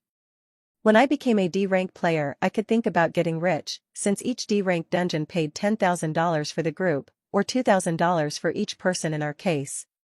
But today was not a normal day. While we were killing hobgoblins, our group scout spotted a hobgoblin running with a large wooden chest on his back. Shouting to warn us, we all knew what was in that chest, causing us to change our focus to catching that little monster on the run. It was exhausting. We ran for 40 minutes after that little monster, but it was worth it. Inside the chest were several gold coins. No one knew where these gold coins came from. Speculation said that they probably came from another world that the hobgoblins had plundered, but we did know one thing: the government bought these gold coins at a high price. With the chest safe, we killed the rest of the hobgoblins and left the dungeon with the large chest. Taking the chest to the Federation agent, he smiled as he paid us $15,000 after counting how many coins were in there. After dividing the amount, each member of the group received $3,000. That's the equivalent of 2 weeks' work. So to celebrate, we decided to take a week off and return to raiding dungeons only next week. Parking my motorcycle in my parking space, I put my backpack with my combat gear on my back and used the elevator to get home. Thank you for letting me come home safe for another day. It was the phrase I said every time I came back from a dungeon while looking at a cross hanging above the door. Putting away my equipment and taking a shower, I decided to take advantage of today's loot and ordered a large mozzarella pizza while turning on my computer. Honestly, considering this week as my rest week, I wasn't planning on practicing. Maybe I could train for real on Saturday and Sunday, but for now I just wanted to relax, so the first thing I did was open the video site and look for something interesting to watch. An hour passed and nothing interesting appeared for me. I had already tried watching more than 10 videos, but they all seemed so boring. So I took another bite of my pizza and decided to text my younger brother. He had just turned 18 and decided to pursue a career as a player like me after he was tested at school and they discovered that he had talent as a player. As he was still only an F-rank player, he lived with my parents and looked for other ways to make money on the side, as F-rank dungeons pay very little. Seeing as he hadn't even received the message I'd sent him, I was sure he'd turned off his cell phone and was trying to livestream again. I don't know what's so funny about watching other people live their lives. Is it so interesting to see a normal person cooking? Or worse, watching a rank F player practicing over and over again while trying to get higher points? I thought confusedly, but having nothing better to do, I decided to support my brother and watch his livestream. Just as I'd imagined, when I opened his stream site, he was doing a GameCore rank F stream. Surprisingly, there were 12 people watching him. Considering that normally the number of viewers was only 1 or 2 people, the 12 people watching him could now be considered a crowd. Not only were these people watching, but they were also chatting a lot. From the moment I entered the link to his stream, a few messages had already appeared and apparently people were chatting non-stop. Curious, I started reading the messages. Dude, I wish I had the talent to be a player and could play this game. It looks a lot more fun than watching TV. Baker? Doesn't the game creator who made this game intend to release physical versions of these cards, just like poker cards? That would be a great idea. Hey, I just got here. Wasn't this supposed to be a GameCore stream? LOL, that's a GameCore bruh. Yeah, while the streamer was playing, I looked up this game and realized that somehow the rank F game creator who made this game is a monster who managed to use false neurological feedback, the technology that only high-rank game creators could use, and applied it to a rank F game. WTF? You're kidding, right? Worse than that, bro, what he said is true. WTF. How did he do that? Nobody knows. Actually, I don't think anyone has figured it out yet. I only found out about it because this streamer is a friend of mine in real life and I came to watch his stream to support him. Who would have thought that he would find such a gem while searching for games from different colleges? Whoa. Reading these messages, I was confused. Is what this person said really true? Wasn't false neurological feedback discovered only a few years ago? How did a game creator F-Rank manage to apply it to such a basic game? I was as shocked as that confused viewer who had just arrived. Looking at the stream again, my brother was holding a deck with several different cards while staring intently at a board in front of him and thinking hard. Since I opened the stream, my brother hadn't said a word, and the boy in front of him was acting the same way, both of them silent as they thought about which card they should play. Without realizing it, I was so caught up in the game that 10 minutes passed and the game was over. My brother won. Good boy. I knew you were clever. I celebrated excitedly as I grabbed another piece of pizza. When the game was over, my brother and the other boy shook hands and the boy disappeared from where they were. On the screen, my brother finally sighed and began to speak. Geez, guys, with every rank I climb, the game seems to get more complicated. It wasn't enough with those two monstrous girls, the one who talks a lot and the very serious girl. Now there's this player who also plays very well. It's going to be hard to stay in the top one. My brother sighed, but the smile on his face showed that he wasn't feeling bad. Did he say top one? I asked myself in surprise. Hey dude, are you already top one in this game? A viewer asked. Reading the message, my brother smiled and replied a little embarrassed. I think so. There's no way of confirming this, since there's no points ranking table like the other games, but so far I've only seen 2 other Silver 2 players apart from me, or rather 3 players, those 2 girls and that boy I just dueled, and after looking at their profiles after each game I realized that I was the one with the most ranked points, so I guess I'm top 1 in the game? Listening to his explanation, I was surprised. Who would have thought that my brother would be top 1 in a game? He'd never shown much talent for anything, never won a tournament of anything, now he was top 1 in this game? Curious, I started searching for the name of the game and saw that there were more than 200 people online in this game, not counting the people who weren't online right now. Being the best of more than 200 people is already something incredible. What surprised me was that there were only 200 people playing such an interesting game. Wanting to see more, I quickly went back to my brother's stream and continued watching while eating the last slice of pizza. After another 2 hours of playing, the stream had received more viewers, rising from 12 people to 25. Unfortunately, when the stream was at its peak, my brother's mana ran out, so he had to stop playing and do something else, which alienated a large part of the new audience. As he wanted to play more, instead of just sitting back and letting time pass, my brother wrote down all the cards he had and started studying the best way to play with his deck. No wonder he's top 1 in this game. I thought proudly.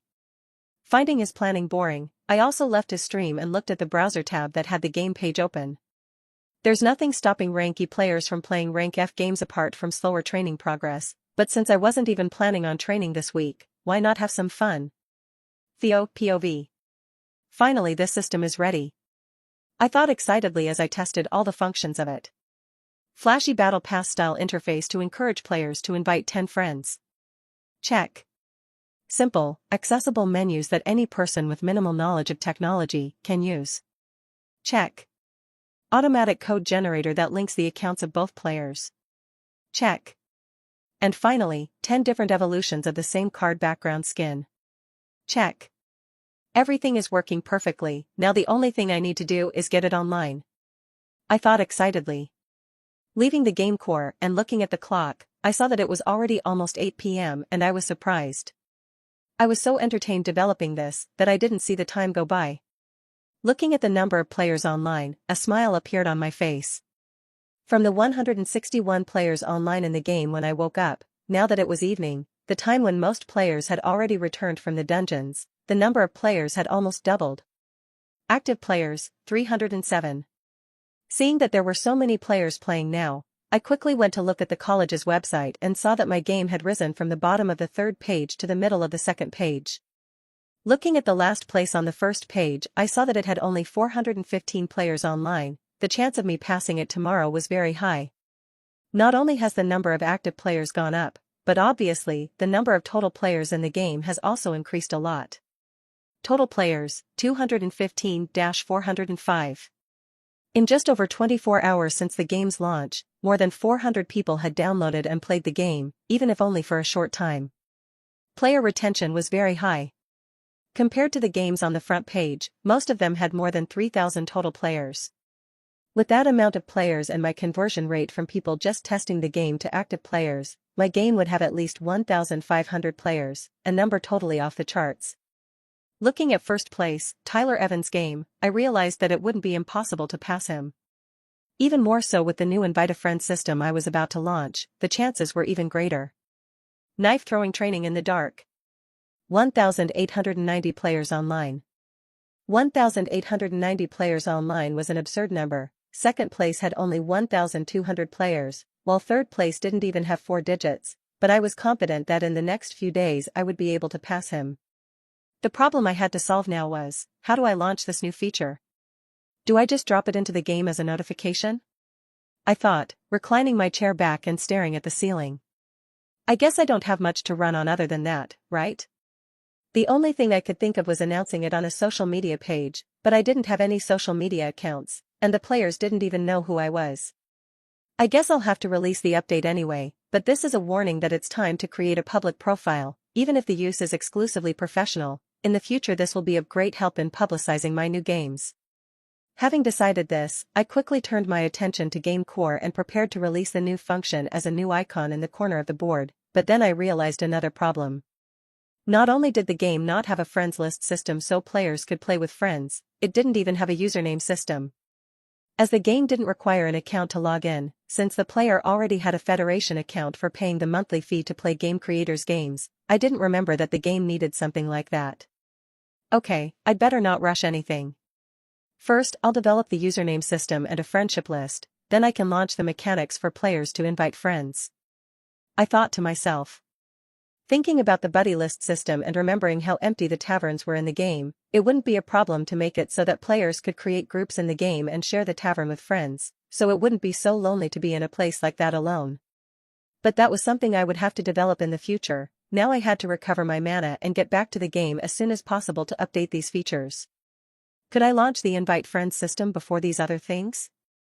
Yes, but remembering how I was treated as a player in the other world by companies that only thought about making money and didn't care about the user experience, I decided to prioritize quality over profit. As long as my game is good, players will come endlessly, so why rush things? Going to my bed, I closed my eyes and began to meditate.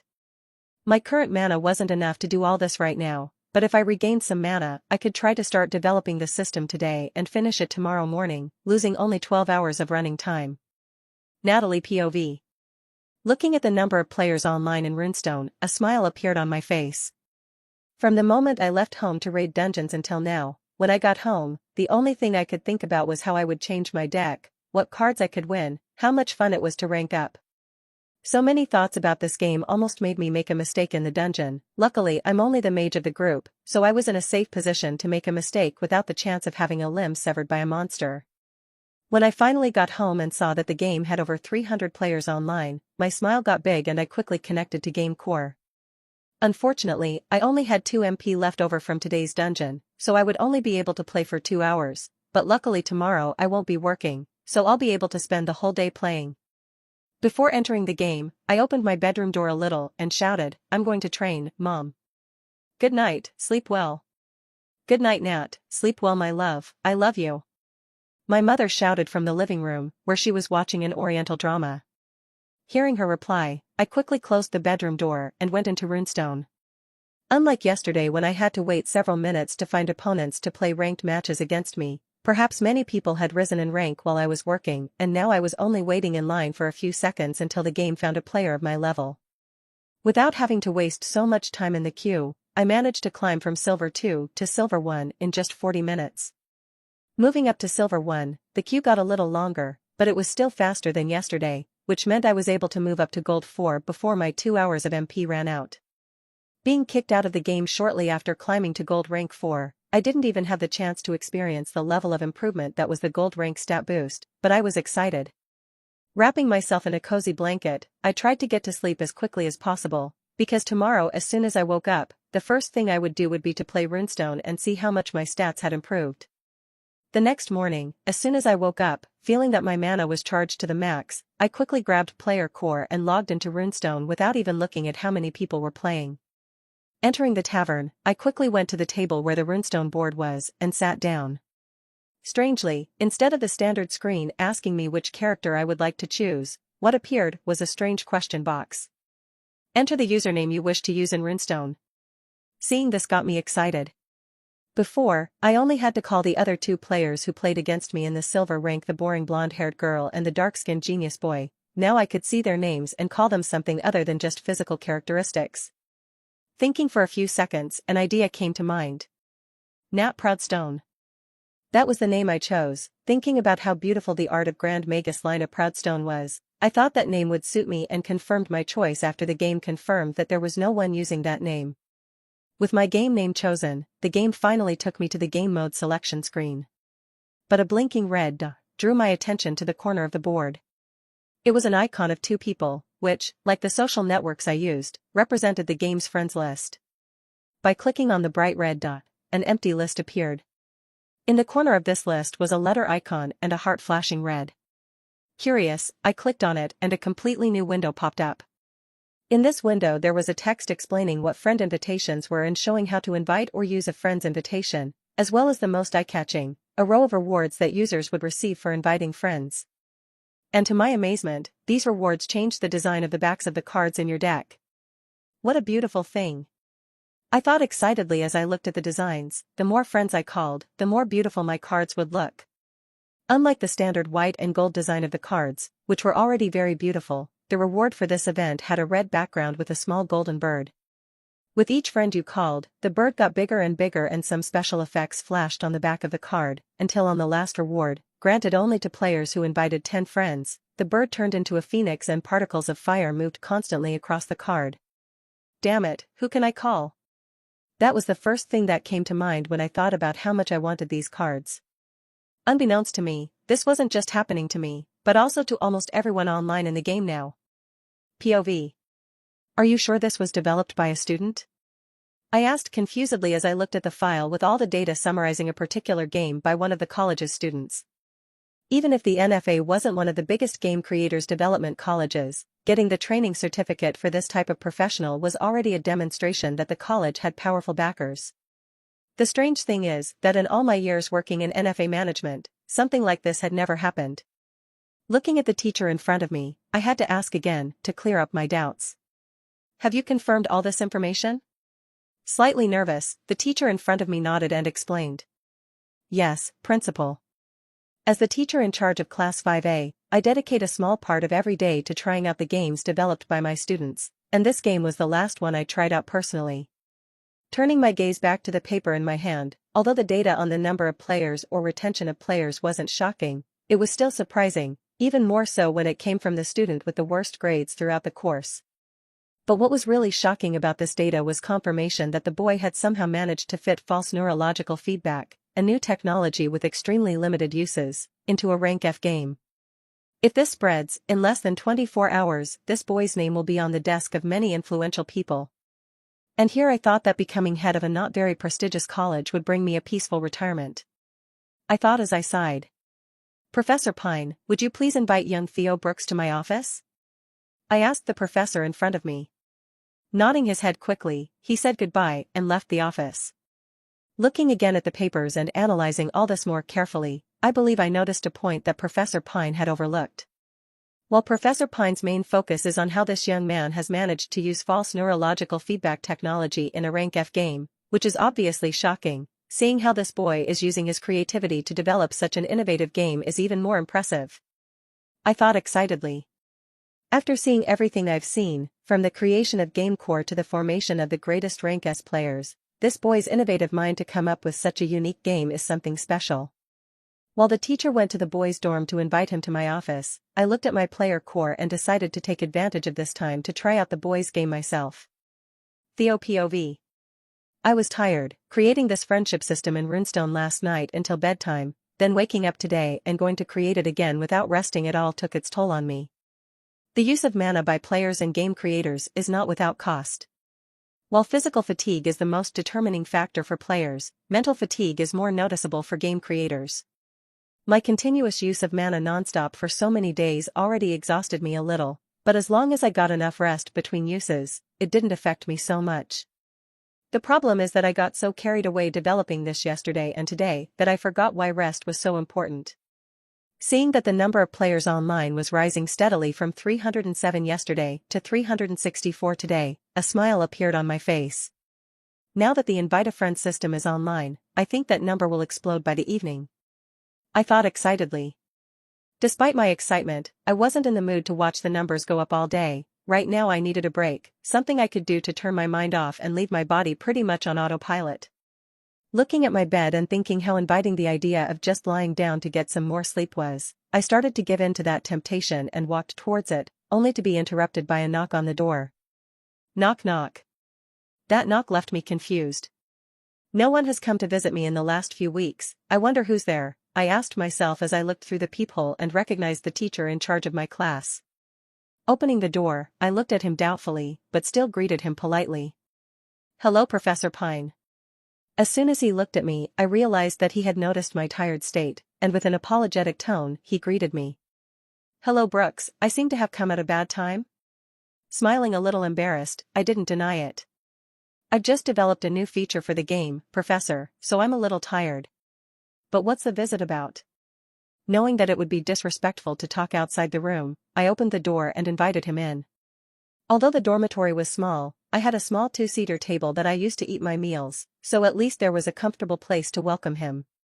Looking around the room curiously and nodding for some reason, the professor looked at me again and said, I'm not going to sit down, don't worry, I've actually come at Principal Prescott's request. Hearing the name of the college principal made me curious. What does the principal want? With a slightly proud expression, Professor Pine smiled. You know, I noticed your use of neurological false feedback in Runestone and I was so surprised by it that I went to tell the principal. Hearing my explanation of your game, he was also surprised and asked me to call you in for a chat. I wasn't that surprised. I had already imagined that my game would attract attention, especially when it was being used as an assessment method. At some point, someone from the college would need to test my game to evaluate me, then they would find out about my use of neurological false feedback and it would soon spread. I just didn't imagine it would happen on the third day. Nodding my head, I smiled politely. Thanks for the recognition, Professor, if it weren't for your teachings, I wouldn't be able to do something like this. Hearing my polite flattery, Professor Pine started to refuse, but I could see the pride in him as he puffed out his chest slightly when he spoke. You don't have to say that, even I as a rank C game creator don't know how to use neurological false feedback, there's no way I could teach you something like that. Flattering a teacher may be pointless in ordinary colleges, but when it comes to a teacher educating game creators, one can never underestimate the influence and power these teachers have in the outside world. It's not as if saying polite words like that is going to do me any harm, so why not?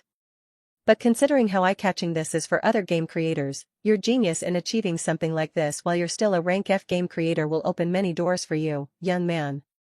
He said excitedly. I believe the director has called you into his office to discuss how to make the best use of this genius, so let's go? Although I didn't share his excitement about my name becoming so well known to influential people, I still maintained a facade of excitement and followed him to the principal's office. On the way, the teacher asked me a few questions about my game. Some questions about why I had taken certain steps in development, how I had managed to make certain mechanics, questions that I answered in the same way as my conversation with the other students in the restaurant that day. My tips really pleased Professor Pine. I can't believe it, how come I've never noticed this hidden talent of yours over the last few years? With a mind like that, you shouldn't have come last in the tests, something was wrong. He said a little nonplussed as we made our way to the principal's office. I didn't have much to say about that, it's not like I could say that the Theo of a month ago really wasn't as talented as they thought, right? Principal Prescott, here's young Brooks, I'm going back to my office to continue evaluating the other games. Professor Pine said in an excited way before leaving me facing the old man behind the desk. I've only seen Principal Prescott 5 times since I entered this college. All 5 times were at the welcome speeches at the beginning of each academic year. The only things I knew about him were rumors I heard. Some rumors say that he became principal after a scandal involving a secret research project. Prescott supposedly chose academic life to escape prosecution. Others say he became principal to honor the memory of a mentor who saved him in his youth, promising to make a difference in education. Another rumor is that he only accepted the position because he wanted to avoid frequent contact with the public, choosing an environment where he could control his time. But the one thing everyone agrees on, although I don't know why, is that even though he's a wizard who studied magic in London during his youth, he knows more about game creating than all the professors at the college. Looking at the man with slightly messy white hair, a beard that went down to his chest while wearing a brown suit bigger than he should be, a normal person would just think he's a funny old man. But anyone with enough magical sensitivity would be able to sense the monster lurking beneath that funny appearance. A sea of mana so big that any magical move he makes could destroy half this building. Facing this man made me feel what real power means in this new world. Apparently in the same way that I was analyzing the man in front of me, he was also staring at me curiously and studying me. The difference was that I'm sure he could find out almost anything he wanted to about me, while I was in complete darkness facing him. We sat in silence for at least 3 minutes until I decided to break the deadlock. "Hello, Headmaster, Professor Pine said you wanted to talk to me about something?" I asked. Blinking in apparent surprise, the principal quickly recovered as he smiled at me and nodded to the chair in front of his desk. "I'm sorry, young Brooks, looking at you reminded me of some confusing things from an old man's mind. I didn't mean to sound rude, have a seat." Nodding my head and ignoring the drivel he'd probably made up, I just sat back in my chair and looked at him curiously. Professor Pine was very complimentary of Runestone to me, describing his exploits in managing to replicate false neurological feedback in an F-rank game, something very commendable, kid. He said while adopting a kindly grandfatherly attitude, the same one he used during the speeches he gave at the beginning of each year. "Would you like the college to help you spread the news? That would be a great way to get a good job when you graduate." Hearing his proposal, I didn't even have to think twice before politely declining. "Thank you very much for the opportunity, Director, but I'm not interested." At my reply, he became interested, leaning a little closer to the table, looking at me with interest but not surprise. "Really? Can you tell me why?" "I feel that by becoming an employee of a guild or some big company I would be limiting my creativity, being forced to just make games the way they want, to please the players they want, and that's not what I'm looking for when developing games," I explained. With the smile widening a little more on his face, the director asked me, "And what are you looking for?" This question caught me off guard. Ever since I woke up with an otherworldly consciousness, I'd just carried on with the college task of developing a good F-rank game. With that assignment I just acted like a good RPG player from the other world and kept going for bigger numbers. More players, more mana, more money, more engagement, more everything. But if I think about it now, I never planned any of this, it all just came naturally to me. I know so many fun games that are light years ahead of the games in this world. I know so many possibilities for players to get stronger while having fun.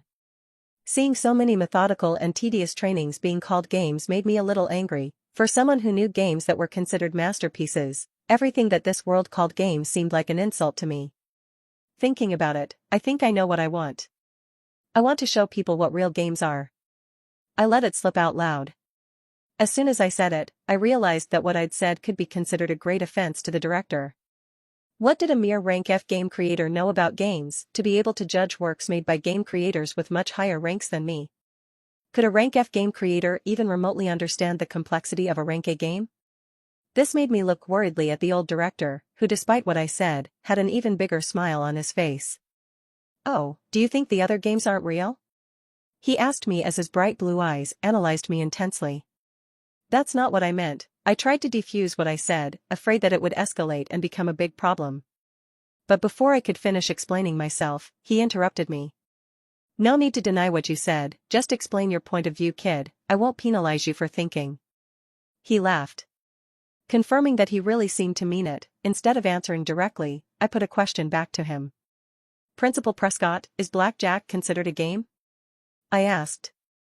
My question made his eyes shine even brighter, but he answered with a nostalgic expression. "Yes, blackjack is one of the games I played the most when I was your age. Many students brought hidden decks to the magic school to play during class breaks." Hearing his reply, my head nodded in agreement. "You took hidden decks to school, not because you wanted to get stronger, but because it was fun, right?" Seeing where this was going, he nodded. Yes, the only purpose of the deck was for fun. If in your day you had another game available, a game called Knife Throwing Training in the Dark, would you still try to take a player core to school to have fun during lessons playing that game? I asked. No, I'd probably still take blackjack to school. He answered honestly. Why is that? Aren't they both games? Why does one have to be fun and the other not? I asked. But blackjack wouldn't make me stronger. The director offered a counterpoint that it was clear not even he believed. But Runestone makes you stronger, and it's just as fun, if not even more fun than blackjack. I finally came to the conclusion. The way I see it, a game can be a game even if it doesn't make you stronger, but training that makes you stronger can never be a game if it's not fun.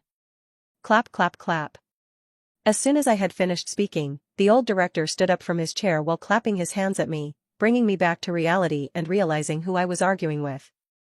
Very well, young man, as soon as I saw Runestone I realized that your worldview was completely different from that of the other game creators. I didn't call you to talk because of your use of false neurological feedback in a rank F game, even though you're the only one who's done it in a low rank game, that doesn't make you very special compared to the geniuses who invented this technology. The reason I called you was because of your mind. He said, surprising me. The perception I always had of old people was that they were stubborn, hard-headed, and hated change. So I never imagined that the old principal would actually be the complete opposite of that. I guess that makes sense. After all, someone with a closed mind would hardly be able to delve as deeply into the world of magic as he did. Noticing my surprise, he laughed even more before asking me another question. Tell me, young man, what are your thoughts on the fighting supernaturals invading dungeons around the world? He asked me expectantly. This was another point that I had never given much thought to. In my other world I didn't even know if magic existed, while in this world, as an orphan, the only access to the supernatural world I had was from television stories or social media posts, which never caught my attention. I only delved into this world after college, which didn't give me much access to it either. Honestly? I don't have any opinion about them, I said honestly, before explaining my points. Hearing this, the old principal raised his eyebrows in surprise and sighed in disappointment. I believe that some things need to change in college teaching, he said quietly, more to himself than to me. As a game creator, your game is currently responsible for helping hundreds of players not to die in dungeons every day. The more popular you get, this responsibility will rise to thousands, tens of thousands, hundreds of thousands, maybe even millions of people who depend on your games not to die. Listening to his explanation, a weight came down on my chest. I really only thought of the game as something fun that would make me grow in the future, never considering the players' lives as my responsibility. But even if I heard that now, it was still hard to change my perception, and apparently the director realized it too, but changed the subject.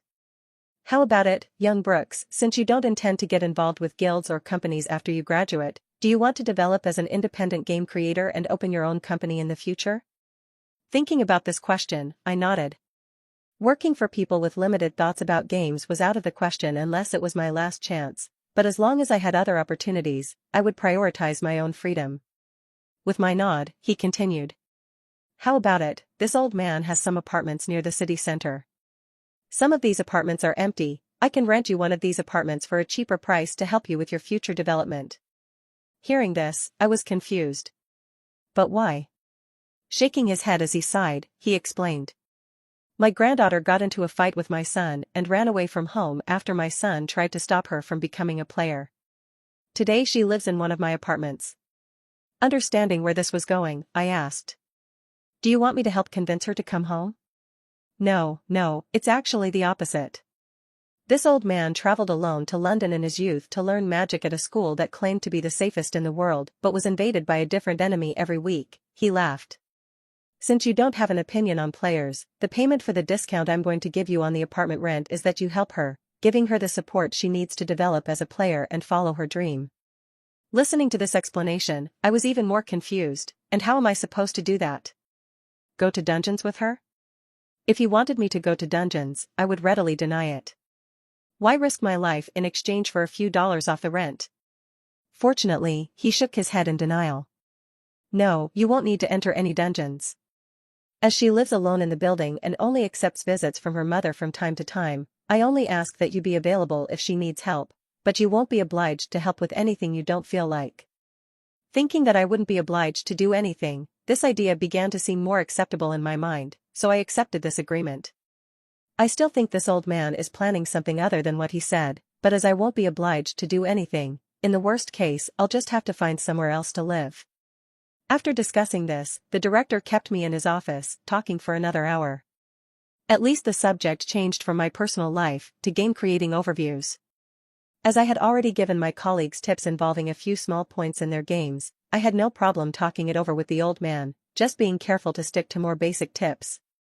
Even though these tips seemed very basic to me, to the people of this world they weren't, so he was satisfied with the tips I gave. When I finally got back to my room, my phone had a new contact by the name of Director Samuel Prescott. He asked me to add him and when I graduated, to call him so we could sort out the rent for the apartment. Having agreed to the proposal, I just added him and went back to my dorm. Looking at the clock and seeing that it had been almost 2 hours since the update had been released, I was curious to know how Runestone was growing. When I finished updating, Runestone had 364 players online. Has it gone up to 400 players with the new update? Opening my game's backend program, I was shocked. Game status, Runestone. Total players, 477-658. Online players, 364-488. Game rank, rank F. Mana per hour, players 1 unit. Average session time, 4 hours. Mana stored in game core, 23 units. Estimated daily mana yield, 22 units. Conversion rate, 80%, new players who become regulars. Available cards, 104, common, rare, epic. Cards used per match, average 17. The number of players online has risen from 364 to 488. An increase of more than 100 players online. Considering that players couldn't stay online all day like in my other world, being restricted by the amount of mana they had, raising the average number of players online so much was very good. Looking at the amount of total players going up by 181 just in the 2 hours since I released the update showed that my idea worked. Excited, my tiredness even disappeared as I quickly entered my conscience into GameCore to see how many people had come via the friend links. Unfortunately, this information could only be accessed through GameCore, as the backend system was not developed by me. The first thing I looked at was how many of those 181 new players came via friend links. Players with registered friend links, 144. Boy, adding this feature really was a great idea. Just by handing out a nice invitation skin to the players, they'll be promoting the game for me completely free of charge. After seeing this data, I was curious to see a statistic on the percentage of players invite Battle Pass level. Invite levels. Level 1, 55 players. Level 2, 35 players. Level 3, 21 players. Level 4, 13 players. Level 5, 8 players. Level 6, 5 players. Level 7, 3 players. Level 8, 2 players. Level 9, 1 player. Level 10, 1 player. It makes sense that a few players have managed to convince a lot of people to join the game, especially considering that it's only been 2 hours and the game only counts a player's participation when they play 10 casual matches. I wonder who the player is who managed to reach level 10 of the Battle Pass. I was curious. Using my game creator permissions, I quickly found his in-game profile and his Federation player profile. Surprisingly, I had searched for this player's profile before. Oanons. What caught my attention about him was not his funny name, but that he is currently the player with the highest rank in the game. The only player with platinum rank, with an astonishing win rate of 79%. I was just curious how he managed to invite so many players so quickly. Maybe he's just a popular person in the real world? I thought as I shrugged. After checking the numbers and the excitement of so many new players joining the game wore off, the tiredness I had built up returned, making me rush to my bed to finally get a good night's sleep. I knew I had a lot to do, whether it was improving the system of friends being able to visit friends' taverns, or even developing the remaining cards among the game's original cards. That was work I could only do when I was rested. Natalie POV. I was angry, very angry. My friend invitation card was at level 9, the 9 people I'd invited to the game had quickly accepted to test it out too. The problem was that I had no one else to invite so that my card would rise to level 10. Inviting 9 people was already extremely laborious since the population with magical talent is only a minority. Even if I wanted to invite my friends from school, it wouldn't do any good, as they don't have the mana to play Runestone. The 9 people I invited were just my dungeon raiding group mates and their friends who raided dungeons with us from time to time. After inviting these people, my list of possible guests went to 0. Damn, I need something sweet to calm me down, I said in frustration as I disconnected from Runestone and went to the kitchen to find something sweet to eat. Arriving in the kitchen, my mother, who was preparing a pot of tea, looked at me in surprise. Tired of training, Nat? She asked me with a calm smile. No. I just got a bit frustrated. Do you have anything sweet to eat? I asked as I looked around. Although this was technically my house, I hadn't been used to living alone for a long time and the habit of asking my mother if there was anything to eat hadn't gone away yet. She noticed this but didn't comment on it, just smiling and opening one of the cupboards as she took out a packet of cookies filled with Morando. Smiling at the sight of my favorite cookies, I felt my frustration subside and I gave her a hug. I didn't buy this packet of cookies, so the only person who could have bought it is her.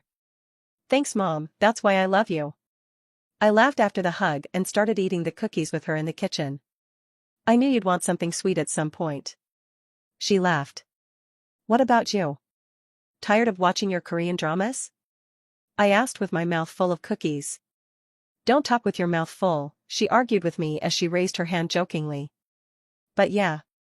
I guess I got tired. I've watched all the dramas I'm interested in, since I have nothing to do and your dad's coming back from a trip in 2 days, so I thought I'd leave tomorrow. I felt bad hearing that, but there was nothing I could do about it. It's not as if I could ask her to move in with me and leave my dad alone at home. Thinking about how much fun I was having at Runestone while she sat alone in the living room board, I started to feel guilty. Thanks for coming to stay with me these days, Mom. She smiled at that and replied. Silly girl, of course I'd stay with you. Thinking it was my responsibility that she was so bored, I tried to find something more fun for her to do. Then I remembered something. Mom, you also have mana inside you, right? A person's magical potential is usually passed down from parent to child. My father has great magical potential, so much so that he was taught by my grandfather from an early age, but he was never very interested in magic, abandoning it after he became an adult. Confused by my question, my mother looked at me suspiciously for a few seconds. You're not thinking of convincing me to become a player and go with you to dungeons, right? Surprised by her reasoning, I quickly denied it. No, Mom, I don't want you to go to dungeons. I only asked because I thought you might be interested in playing the game I'm playing now. It's a lot of fun. Hearing what I said, she looked at me confused and skeptical. Fun? Nat, I don't find swinging swords or any kind of weapons fun. Shaking my head to deny her idea, I gave up trying to explain and pulled her into my room. Come with me, it's easier if I show you. Surprised, my mother tried to stop but couldn't. Nat, my tea's on the counter. I just ignored it and kept pulling her into my room. You can drink that tea later, Mom. The Runestone page was still open, so I didn't have much work to do. Look, Mom, this game is different from other games I've played. It's not just about getting stronger, it's about having fun while getting stronger. I said as I showed the images. In this game you can choose between 2 characters, mage or warrior, each with a set of cards and a unique style of play. You have several.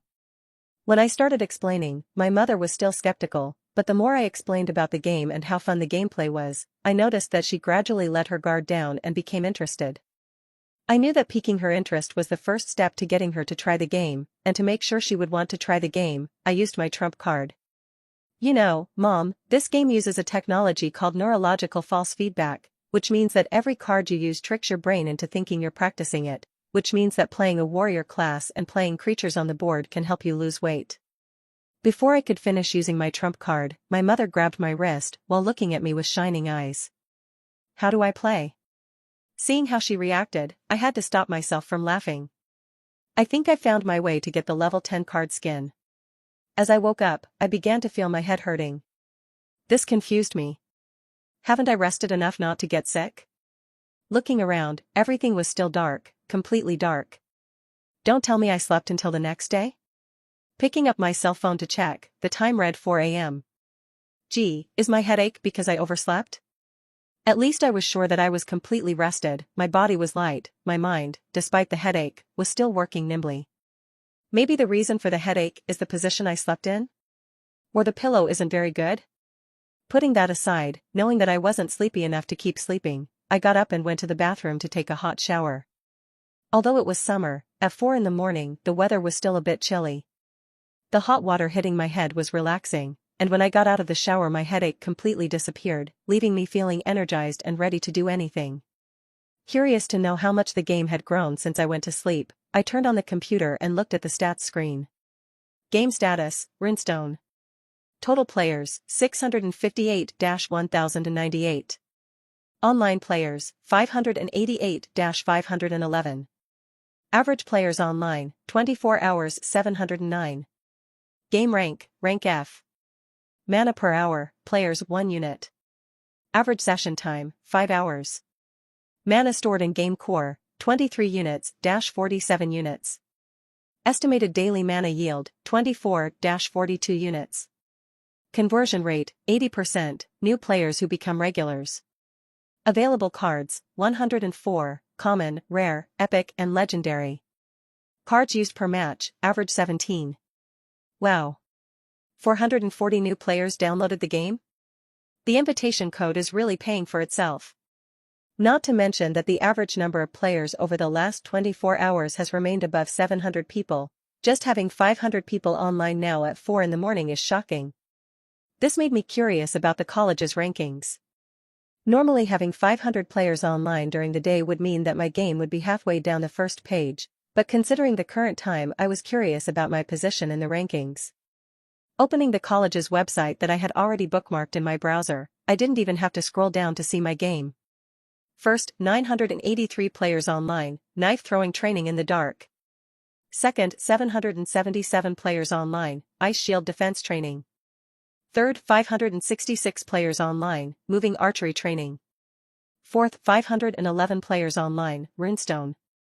Fifth, 489 players online, footwork training for spears. Coming in fourth place, with 4 days since the game's release, was incredible.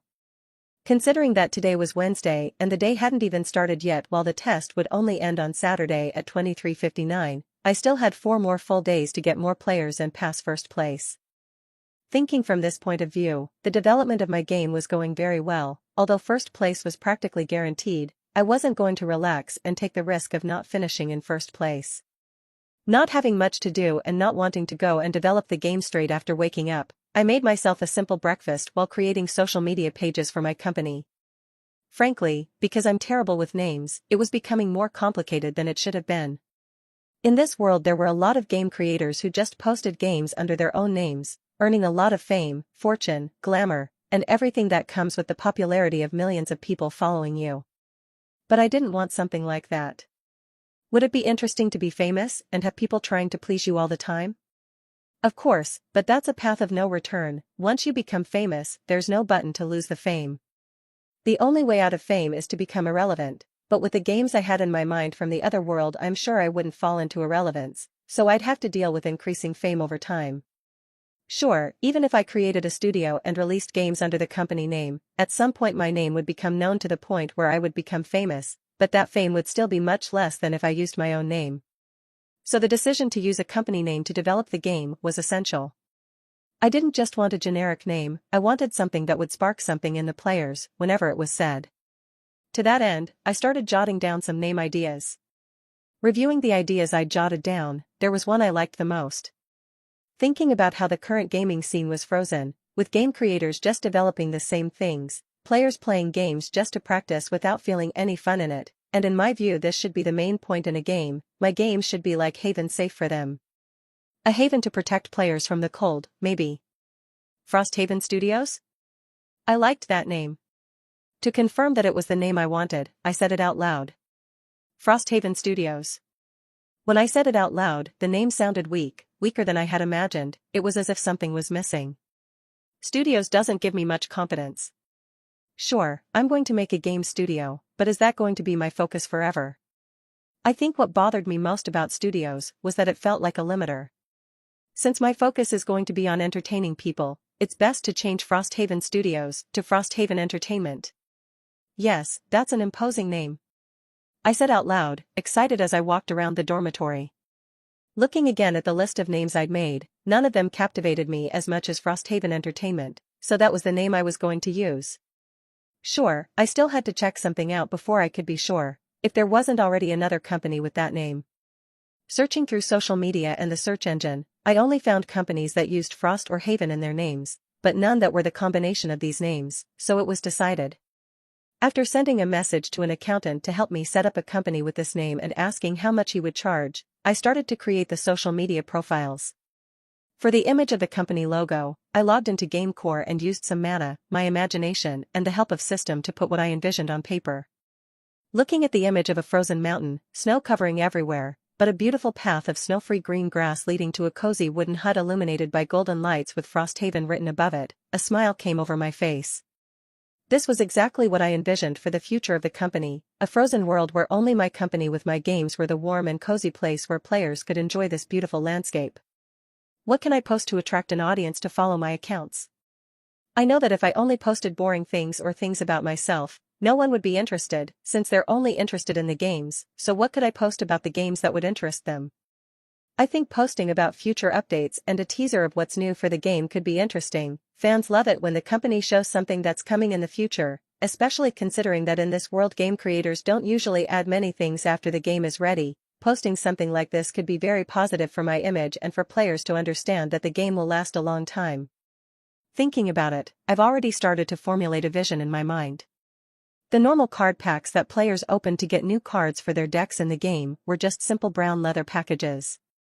By slightly changing the design on the leather and adding a few different colored lines, I stacked a bunch of these card packs on a table and took a picture in GameCore. Using this image, I smiled as I wrote the message I was going to post with it. Nathan POV. I never believed that I would wake up at 7 a.m. to play a game. Thinking about how much fun Runestone was, I began to envy the F-rank players for being able to get stronger with a game like this while I would have to play E-rank games in order not to waste my potential on something only half as efficient. As my mana total was already around 20 units, I was taking advantage of my week off by playing Runestone every day from 7 in the morning until midnight, totaling 17 hours of play. The advantage of playing for so long is that even though F-rank games only give me half the improvement that E-rank games do, I was still able to get a significant improvement after 17 hours of this training. Honestly, if my body didn't need at least 6 hours of sleep, I'd probably try to use my 20 MP to play the game for 20 hours every day. With 17 hours of gameplay a day, I had already raised my rank from the initial Bronze 4 to the current Gold 2. In today's 17 hours of play, I'm sure I could reach Platinum, or maybe even Diamond. I knew that my brother was the current rank 1 in the game, even with less daily playing time than other players and ranks who knew the game, but with his mind he was holding his own.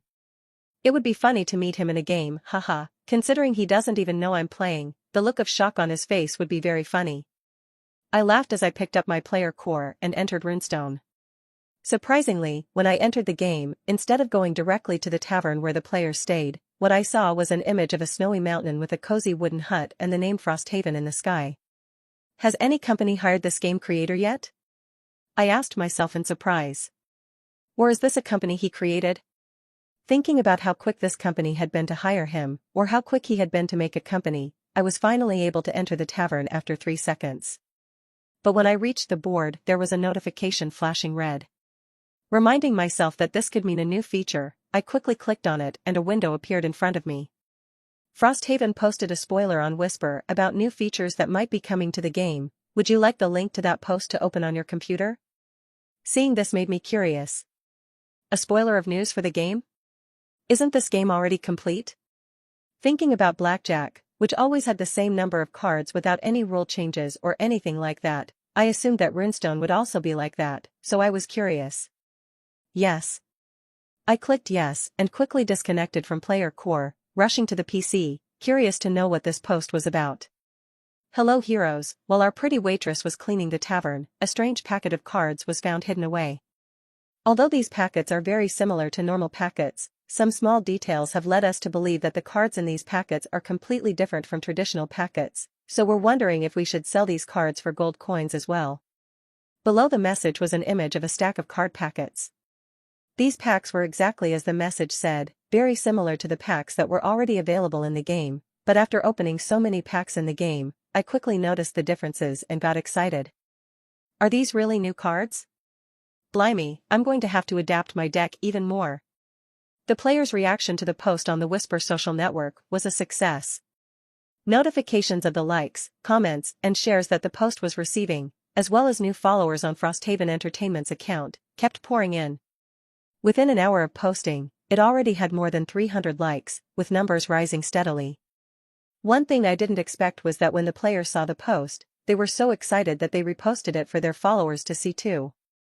Although no one famous had reposted it, when dozens of ordinary people reposted it, the reach wouldn't have been much different from someone famous having reposted it, so that the reach of the post had already passed 5,000 people. Sure, I know that this reach of 5,000 people doesn't mean that 5,000 people read the post, just that it appeared in their feed. But still, this was a new form of advertising that I didn't expect to happen so soon. My idea with the social network for now was just to keep the players engaged and excited about the game so that when I needed to promote a new game, the page would already have so many followers that the new game would already have an initial audience. But who would have thought that their reaction to this post would be so intense? Curious, I started reading the comments, trying to understand why there was such a huge response. Are you kidding me? Not only does the game have over 100 different cards, but now a new set of cards is going to be released? WTF. And I thought the game was good enough, then Game Creator shows me how wrong I was and proves that even a game this good can still get better. What is this? My respects to you, Game Creator, or rather Frosthaven. I was giving up on being a player after such exhausting daily training routines, but with your game I became able to improve even while having fun. At first, it was hard to feel the difference, but after 3 days of playing Runestone I'm already feeling my muscles getting stronger. The weight I was lifting in the gym is also increasing much faster than before. Bruh, I've just started playing and I haven't even memorized all the cards in the game, then you throw another set of cards at me so I have to remember even more. I don't know whether to be happy or sad, lol. Is this some kind of card game? Where can I buy these cards? Replying to the comment above, this is a game for players, unfortunately normal people can't play it. OMG, I'm going to start collecting gold coins for when these new cards arrive. And here I am pleased that another game I play has added a new species of goblin for me to battle. Reading the comments, I began to understand why players reacted this way to the post. Apparently other game creators also released updates to their games, but unlike my update which added a lot of new content to the game, since I could produce several new cards with ease using the help of the system, the other game creators didn't have this facility. Considering that most games involved combat, the amount of mana they spent on developing a kind of enemy that was wise enough to battle, move, dodge, attack or the like, was very large. Not to mention that the development wasn't guaranteed like the one I did with the help of the system. To make a new enemy, game creators had to work by trial and error, spending hundreds of MP to develop a new kind of monster. Considering how exhausting this was for a return that would take months to pay off, usually game creators would rather spend that mana developing a new game and profiting from that new game, even at the expense of the previous game's loss of popularity, than trying to invest in maintaining the current game. Of course, there were exceptions to this. Just as the comment said, there were game creators who had very successful games and preferred to invest their mana in trying to maintain the current game rather than start another one from scratch, spend hundreds or thousands of mana points developing it and the game not doing well. Since our body's mana regenerated every day, it wasn't all that bad to update games, but considering that the updates they made to the games didn't add much, it didn't do much to maintain a game's popularity for long. What's the point of spending 500 to 900 MP to add a goblin to your game if the game is going to remain as boring as it was before just to keep earning a few MP a day for a few more months?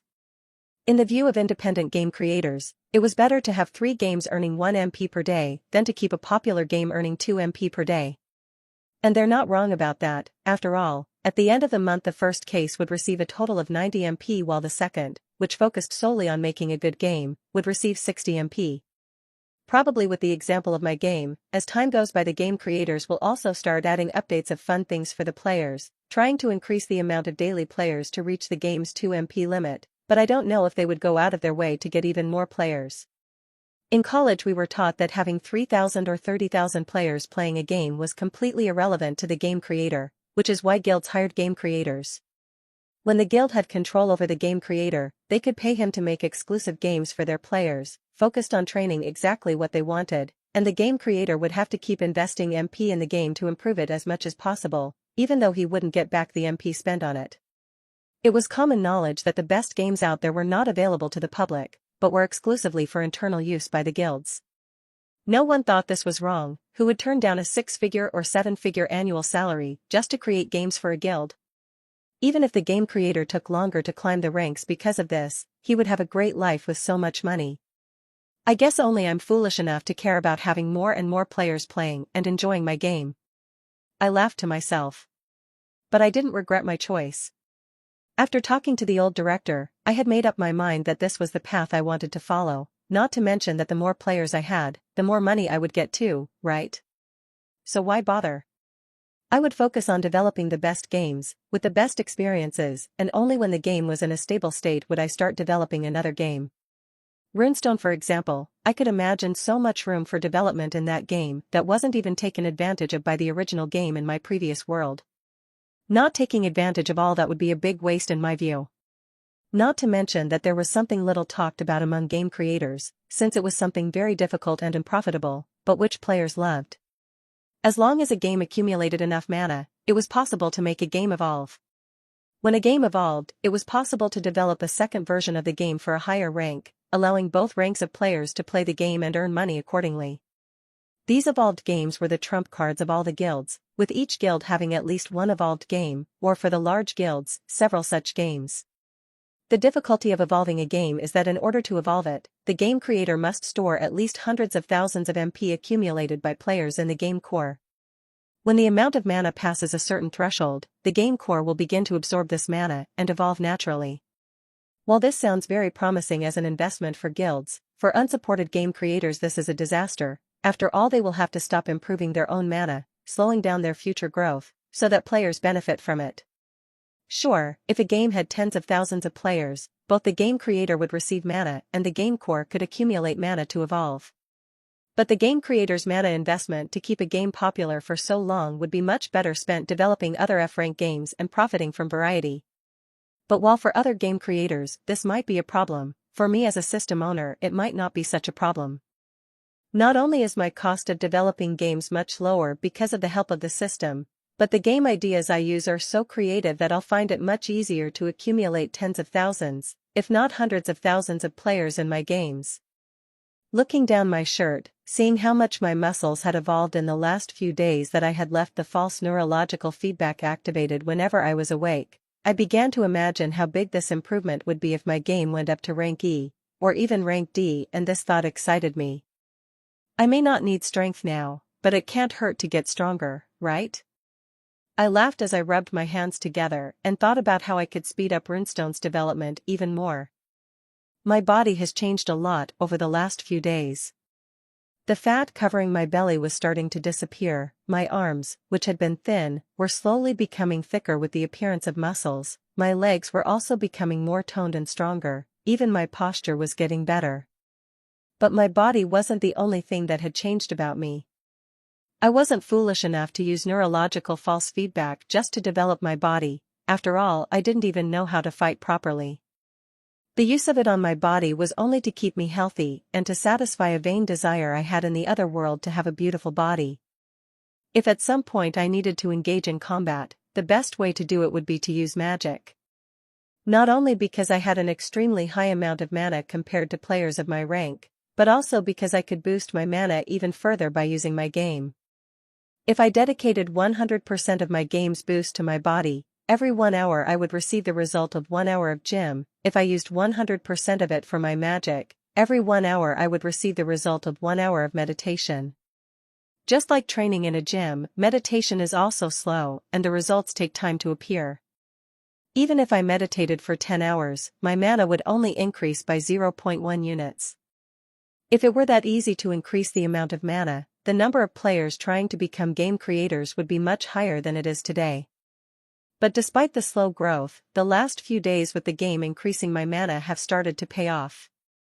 By dividing the neurological false feedback into 50% for my body and 50% for my mana during all the hours of the day that I was awake, my mana rose from the original 68 MP to 68.2 MP. It was a small improvement, but the higher the game climbed in rank, the bigger this improvement would become. At this point the game already had 50 MP stored. When another 50 MP accumulated I could convert this into 1 MP more for my total amount of mana, and considering the speed this was accumulating now that I had more players, it's likely that tomorrow I'll already be able to convert my first MP from my game. The more the game grows, the faster the game core will accumulate MP, until when there are around 2,000 average players per day, I'll finally get 2 MP per day. From then on, the time I would spend making improvements to the game would decrease even more. But not only would the game's development improve, but I could also practice magic without a guilty conscience. Since I came to this world, in order to make the best use of my time and not delay my future development, I've only focused my MP on developing Runestone.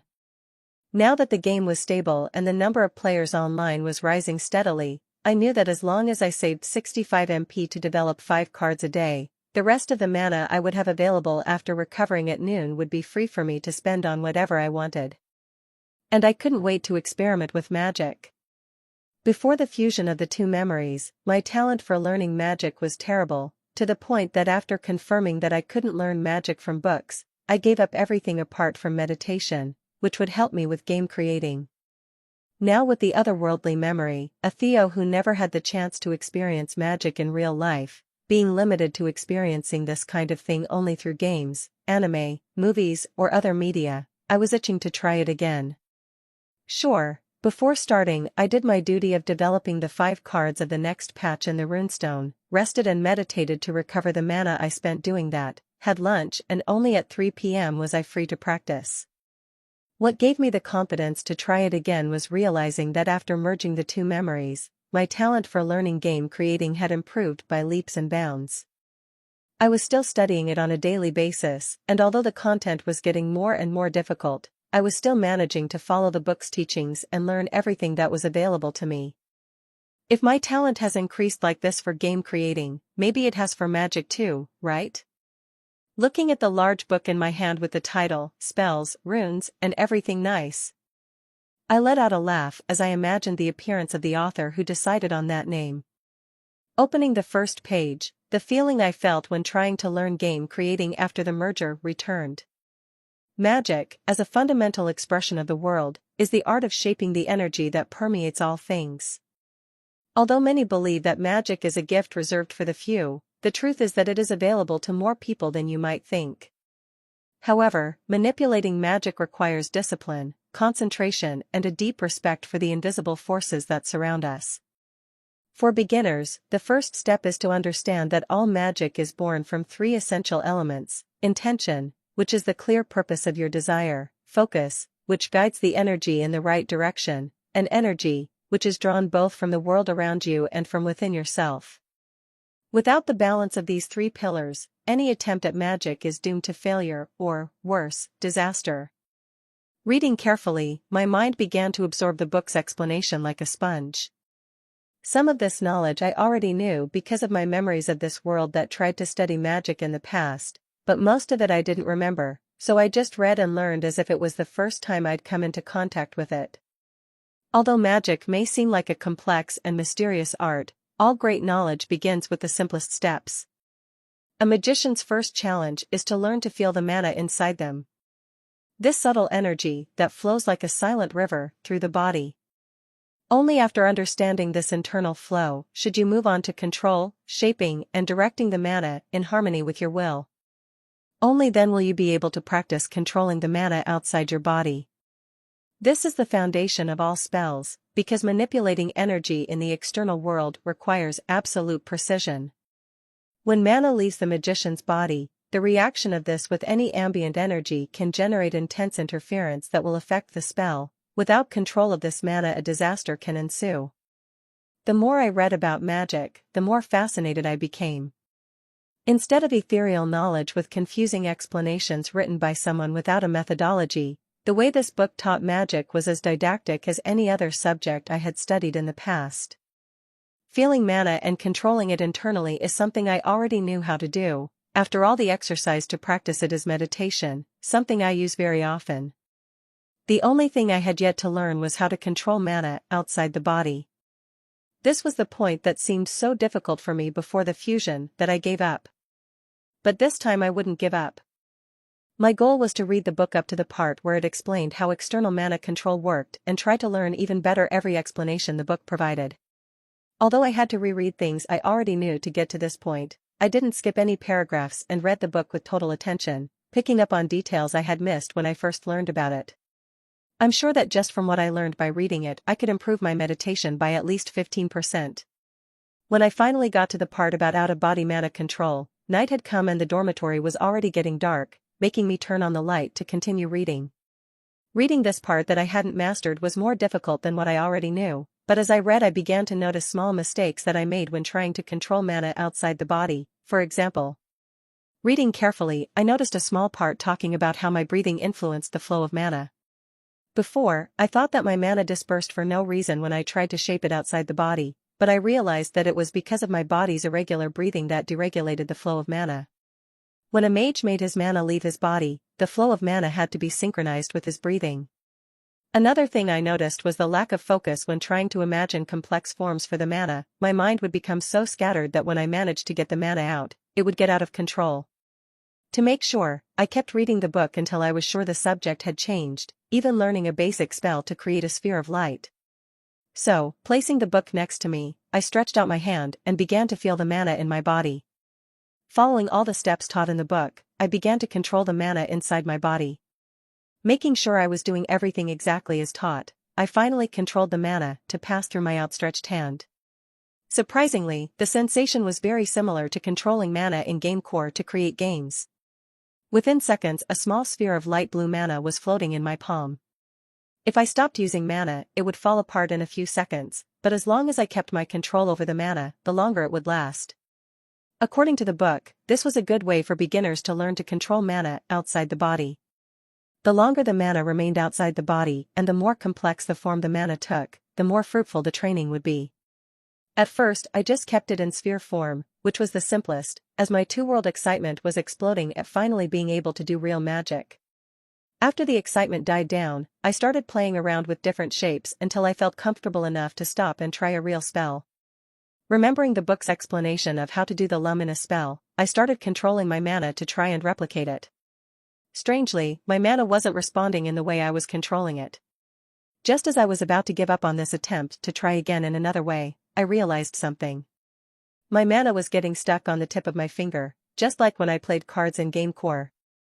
Realizing that my mana was reacting in the same way as it did when the system withheld my mana to do what I was imagining in the GameCore, my heart started racing and I sped up my mana production along with it. As I was practicing, I was doing everything slowly, spending only 0.1 MP per second to understand the structure of the magic and not make any mistakes. Now that I realized that the system had taken control of my mana, I was curious and immediately poured a full 1 MP, which strangely wasn't enough, causing me to pour a little more and a familiar message to appear in front of me. 1.5 mana point stored. Do you wish to perform the luminous spell? Feeling my heart race, I replied mentally. Yes. With my answer, the mana began to flow out of my finger, and while this was happening, I focused completely on understanding the movement the mana was making as it left my finger. Unfortunately, the spell was completed very quickly.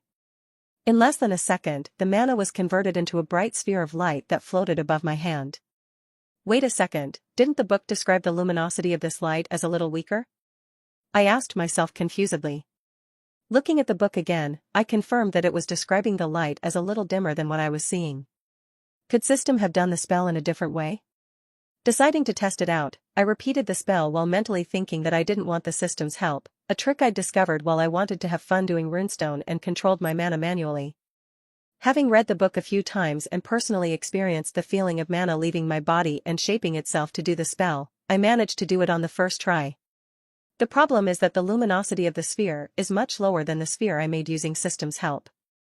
Maybe system did the spell so perfectly that the power of it increased? Isn't that why the price of the spell increased to 1.5 MP even though the original cost 1 MP? I was shocked by this possibility. Not because I could live in a very well-lit house, but because if system has made a spell like this, which is originally so simple, into such a perfect form that it's apparently even better than the book author's spell, couldn't system also do that with the more complicated spells? I could simply try to imagine a spell, just as I imagined the runestone cards, and the system would create it somehow. Sure, I couldn't invent something out of thin air. I tested it in Game Core and only things that I could imagine working were possible to develop, but with that possibility I thought of something. Holding out my hand and keeping a clear image of something, I began to use mana. Mana is getting stuck to my fingertip. This is working. I thought excitedly as I continued to supply mana. 1 MP. 2 MP. 5 MP. 10 MP. 20 MP. 40 MP. 45 MP. 50 MP. 50 mana points stored. Do you want to model a Sapphire Drake card? Exactly the same first message that system showed me when I came to this world, but at a cost 10x higher than making this card in Game Core. Holy shit, I can use the system to replicate things from the game directly in real life? I was shocked. Yes. As soon as I answered that, the 50 MP started leaking out of my hand, quickly shaping a card identical to the first card I made in Game Core. This card had no effect, it was just a simple card with good quality paper and pretty drawings, but being able to hold this card in my fingers opened up great possibilities for the future. Although this world has a way for players to obtain items in Game Cores and convert them to the real world, the information on how this works is confidential and only Federation officials and leaders of the major guilds know. By how securely this information is kept, you can see how valuable it is, and now I've discovered that I can do it because of the system.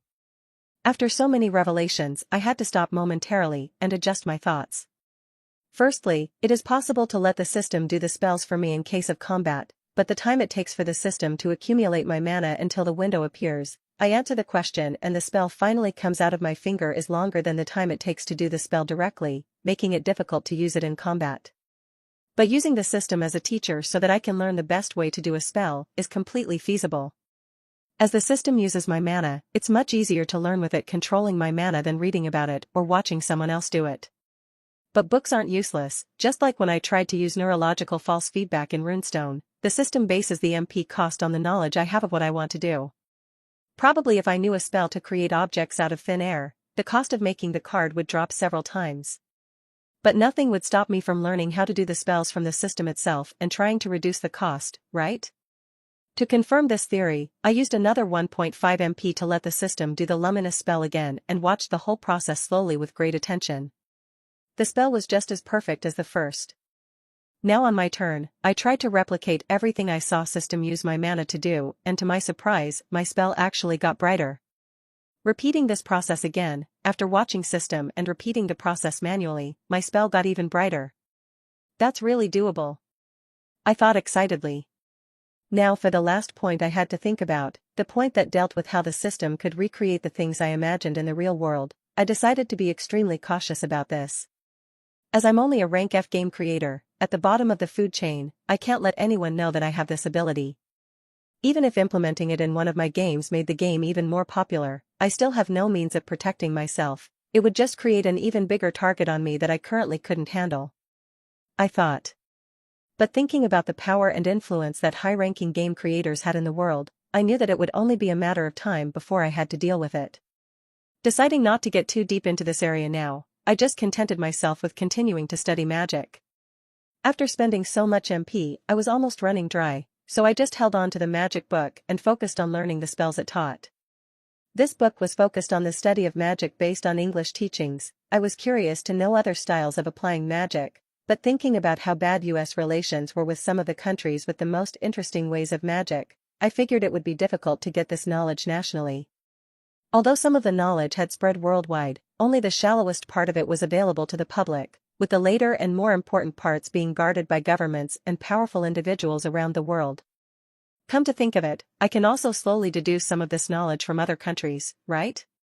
I started to think about it, until I realized that I was setting another trap for the government to take an interest in me. My life in this world never gave much thought to how the government worked, but my life in the other world had a very negative impression of any kind of government, regardless of whether it was my country's or foreigners, and this antipathy stayed with me. The magic I had available to learn was enough for a while. I'd better not be greedy and just keep studying diligently. Waking up the next day, while I was eating a simple breakfast that I had prepared, I took out my cell phone and started looking at the notifications that popped up. Most of the notifications were from Frosthaven Entertainment's social networks. The post I'd made yesterday already had 1,400 likes and over 30,000 impressions, a very good number of likes for that amount of impressions. The page had almost reached 1,000 followers, and what interested me most were the comments from users. Surprisingly, comments from normal people complaining about not being able to play Runestone were appearing frequently. Unfortunately, I didn't know any way of turning the game into something that could be played on the computer. Although I liked games in my past life, I didn't even know how to program. But I was curious about how people were figuring out how Runestone worked, and to my surprise, Onerones, Runestone's top 1 player, was also a streamer. And not only a streamer, he also had a very good audience, with almost 200 people watching his stream. How interesting! Who would have thought that a big streamer would get to know and play my game? I thought excitedly as I clicked on his stream, interested to see how he played and what his audience's reaction was. Oh, and POV. When I decided to follow in my older brother's footsteps and become a gamer, my parents weren't very happy. Although they acted this way with me and didn't act this way with my brother, I can understand their side. After all, Nathan has come home with serious injuries several times, and unlike him, my grades at school have always been good. If I really wanted to, I could easily get into college, but a few years ago I knew it wasn't for me. Something inside me always felt that studying was boring, a waste of time, that even if I had a lot of money following this path, I wouldn't be truly happy. When Nathan became a player, a door opened for me.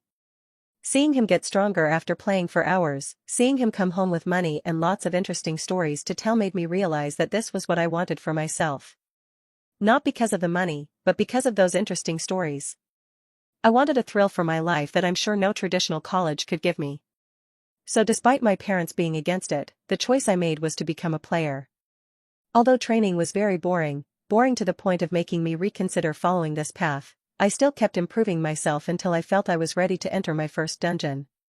The experience almost ended in tragedy, but fortunately our tank was experienced and managed to control the situation well, so that no one died.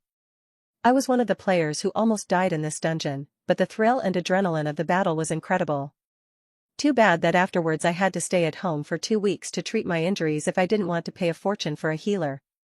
2 weeks just training nonstop was exhausting. To distract myself, I decided to try streaming during this time. Live streaming games was something that came about recently.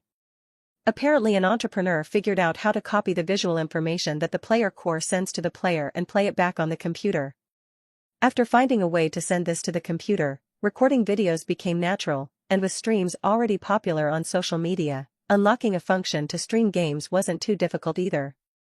As I had nothing to do while recovering, my first week of recovery was spent entirely on playing games and streaming them, but that wasn't working out very well. As boring as it was to play, watching someone else play, doing the same things over and over again just for a few points was just as boring. Every now and then a normal person would show up, curious to see what games the players were playing to get stronger, but after watching for a few minutes, everyone left disappointed.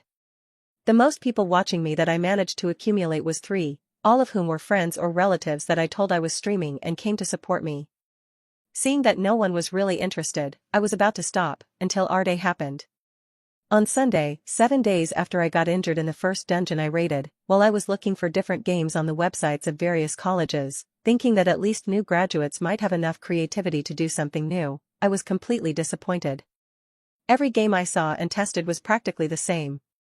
Until on the last page of the list of games for this year's graduates of Nova Forge Academy there was a different game, with only 3 players online and a completely different name from the others. Runestone. Curious, I started reading the game's page and everything I saw really interested me. Downloading the game and understanding how it worked got me more and more excited, until I decided to play a game against another player, which I thought was really cool. I had to wait a few minutes to find an opponent, but when I did find a worthy opponent, it was a boy about my brother's age with black hair, green eyes, and a confident calm. Unlike me, who didn't understand the game at all, my opponent was very helpful, explaining how the game worked, giving me tips on how to combine cards to get more powerful effects and how to take advantage of my warrior hero. The more he showed me the complexity of the game, the more interested I became. It was obvious that I suffered a crushing defeat at his hands, but even at my current level, being Runestone's first diamond player, I still couldn't beat him, which only made me more certain that he was Runestone's game creator. How brilliant does someone's mind have to be to think of every little detail and form a game as interesting as this? I thought in awe. Unlike my streams of other games that nobody wanted to watch, the more I played Runestone, the more people flocked to see me play. My first day playing it gathered a maximum of 20 viewers, the second day raised that number to 80, on the third day the number jumped to 150, and even though it was the fourth day, the number had already passed 200 viewers, climbing steadily. I had so much fun doing these streams that I would wake up, open the stream while planning my deck, get into the game and play for 5 hours, then go out to eat and plan changes to my deck with the cards I'd won in that time, meditate a bit, play for another 5 hours and go to sleep. Surprisingly, I was even making money doing this. To encourage me to play more, or even to ask me questions about their decks, the spectators would give me money. Not to mention that even the advertisements they passed on to these viewers earned me a few cents. Yesterday, with an average of 150 viewers, I received a total of $30. It's not like that amount was going to make me rich, but since I wasn't healed enough to raid another dungeon yet, it was nice to get some money. Guys, after analyzing the earnings I received at different ranks in the Runestone, I think I understand a bit how much each rank earns. I began to explain to the viewers one of the players' biggest doubts. Using the gold rank as a basis, if when I was in the gold rank I received a 100% boost, the earnings when I was in the bronze rank were only 80%, while now that I've become diamond the boost has gone up to 120%. Really? Geez, I already felt that the silver earnings were good enough, so a diamond rank player gets what I get and 50% of that extra? Whoa. I thought I was already satisfied with the boost I got in Gold 3, I guess I'll have to dedicate myself more to climbing to diamond. This game looks so interesting, what game is it? In response to the comment above, if you're a normal person like me, with no affinity for mana, give up, only players can play this game. Do you have any tips on how to get to the diamond, Owen? How I wish I could play this. Reading the comments, I felt a bit bad for the people without an affinity for mana. After the knowledge of mana became popular in the world, many people thought they could become supernatural, only to be disappointed later to discover that they had no affinity for it. It's no wonder that the supernatural wasn't public to the world before the dungeons, only a small part of the population had an affinity with mana. According to research carried out around the world, only 10% of the population had a low affinity with mana. These people were those with between 2 and 10 MP at the age of 18, which was the case for me and the other players. If it had been before the dungeons appeared, we would just have been ignored by the supernatural world and died without knowing we had mana. Those who would attract the attention of the supernatural world were those who today in our country were recognized as potential game creators, limited to just 1% of the population. These people had between 50 and 100 MP at the age of 18, with the more MP a person had at that age, the greater their talent. The development of game cores meant that people with high talents, the game creators, created ways for even people with low talents, the players, to become strong enough to fight monsters. This possibility of using a 10x larger population to fight the monsters while keeping the truly talented safe was what created the envy of other countries and played out in an international negotiation to try to get us to sell our technology. So the only thing I could feel about the people who didn't have mana was pity, not pity because they didn't have mana and couldn't get stronger, since the life of a person without mana was no worse than that of a player, but pity because they couldn't play Runestone. Politely ignoring the whining of ordinary people in the comments, since I couldn't do anything about it, I focused on the comments of valid questions about the game and continued the stream. The information I gave was very important in getting players even more excited about playing ranked games, and that was good for me, since the more people who played, the more fun the game became. Not to mention that now, I no longer had to wait several minutes to find opponents. What I didn't know was that my dedication and passion for the game surprised a very special person, my first opponent in Runestone, the creator of the game, Theo POV. I watched the stream for over an hour and was amazed at the knowledge Owen was showing. Although I realized that he didn't have much practice in how to interact with the audience, sometimes getting lost when reading too much of the chat, or completely forgetting that the chat existed, I could understand why he had so many viewers. Compared to the other players I saw, he was a level above. Thinking about it, an idea came to mind. How about encouraging him to keep playing Runestone? Other companies usually appeared in the streams of people who were playing their game, donated something, and then left. Although this was a simple thing for the companies, for the players it was very nice. Deciding to do this, as I was already logged into the account I had made for Frosthaven 2 days ago, I went to the donation options and decided to donate 10 gifted subs to him.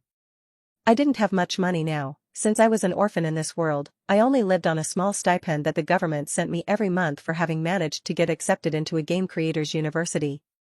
Spending $50 to donate to Owen would leave me with only $32 left in my wallet, but I wasn't too worried about that. Runestone was making more and more money now.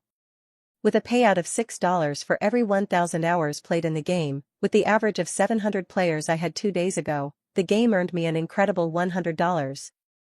Not to mention how much money I had already earned in the previous days. My bank account only had $32 in it because I hadn't asked to withdraw the money from the game, but seeing how much money I had left now I started to consider withdrawing it. Putting that aside, I turned my attention to the stream and made the $50 payment in subs to the streamer. 10 gifted subs were donated by Frosthaven. Thank you very much. A mechanical warning sounded first, startling Owen and making him drop his cards into the game to confirm that he'd heard that right. OMG, the Frosthaven company donated 10 gifted subs to me? He asked himself incredulously, not knowing exactly how to react to this. Meanwhile his chat was going crazy. Please Frosthaven, release a version of the game for ordinary people. Hello Frosthaven, please give me a skin in the game. I've already called 5 friends to play. Frosthaven, can you help me finish my Phoenix skin? Hey Frosthaven, I'm your fan. Is this the real Frosthaven? I don't know. I got one of the gifted subs. Thanks Frosthaven. Seeing people's messages, I laughed a little while reading this, but one message caught my eye. Normal people are so interested in my game too? I was surprised. This wasn't the first time I'd seen this kind of comment. The other time I saw it was in the post I made on Whisper announcing the new card pack, but I thought it was just something small. But come to think of it, it's not that surprising that normal people are also interested in the game. After all, in my other world the game wasn't made for normal people. The only problem with this is that while a single person could develop a GameCore game, developing a normal computer game was much more complicated. Sure, as ordinary people were 10x more populous than supernaturals, this meant that the game could make 10x more money. Unfortunately, that idea would have to be left for the future, when I had enough resources for it. I thought, a little disappointed. It would be interesting to make a normal computer game, but making $100 a day like I do now is still a long way off. Thinking about the money I made 2 days ago, I wondered what the average number of players the game had yesterday. Game status, Runestone. Total players, 1.098-1.833. Online players, 588-1.122. Average players online, 24 hours 709-1.184.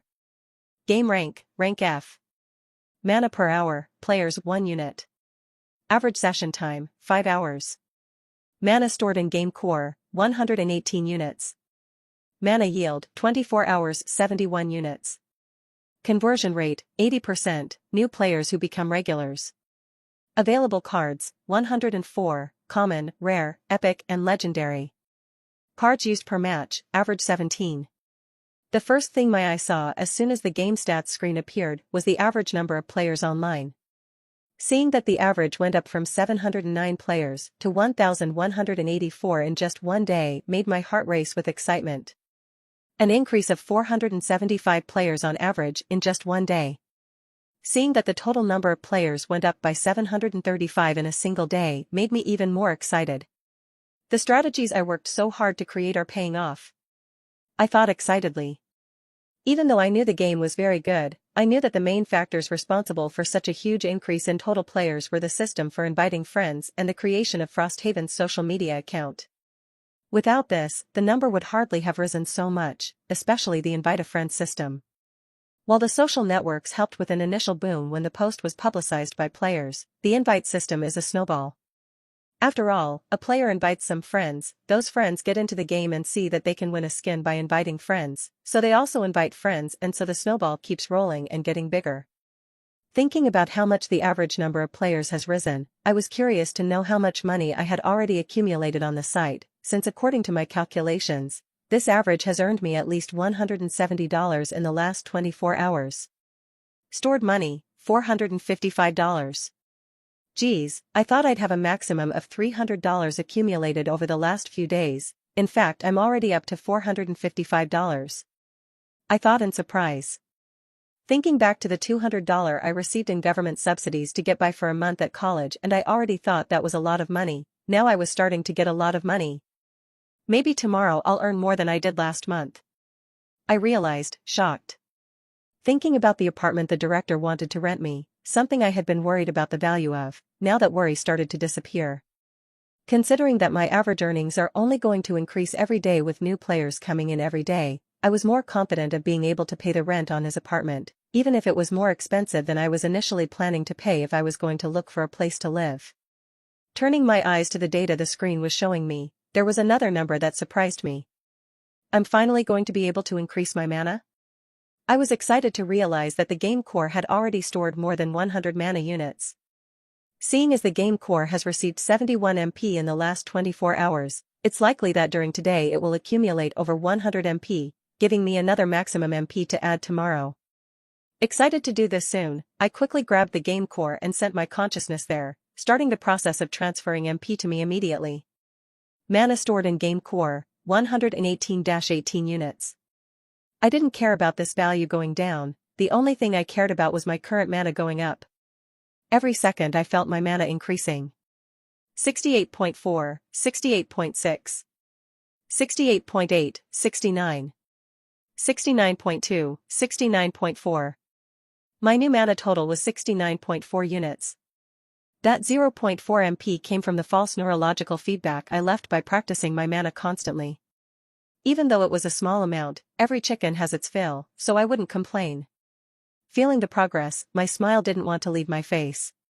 Too bad I started to feel something hot almost burning my hand, making me snap out of my game core fright. Looking at the reason for this, it was the game core itself. Well, they say the limit on this is 1 MP every 12 hours, maybe that 12 hours is how long it takes to cool down? I asked myself as I touched the hot game core with curiosity. This temperature wasn't something that would really burn me, but it was still a bit uncomfortable to hold directly. Thinking about how I could continue using the game core without holding it directly, an idea came to mind. Can't I control my mana remotely now? Why not try using my mana on the game core without touching it? So I reached out a few centimeters away from the game core and controlled a thin thread of mana to connect with it. Within a second my consciousness was being pulled into it again, leaving me satisfied. My magic training is starting to show results. With an extra 1 MP of mana, as long as I meditated and recovered my mana once a day, I would have an extra 60 MP to use as I pleased every month. Not counting the mana I'll continue to receive over the next few days, at this rate I could finish the game's new cards even faster, or even improve my mastery of magic even more. Excited to get to work, I remembered the cards I was going to make today and quickly used the system to start developing them. The next update of the game will come with 100 more cards, considering that I make 5 cards a day and considering the 15 cards I've already made in the last few days, I'll need 17 days to finish this, but releasing an update with only new cards is pretty boring, isn't it?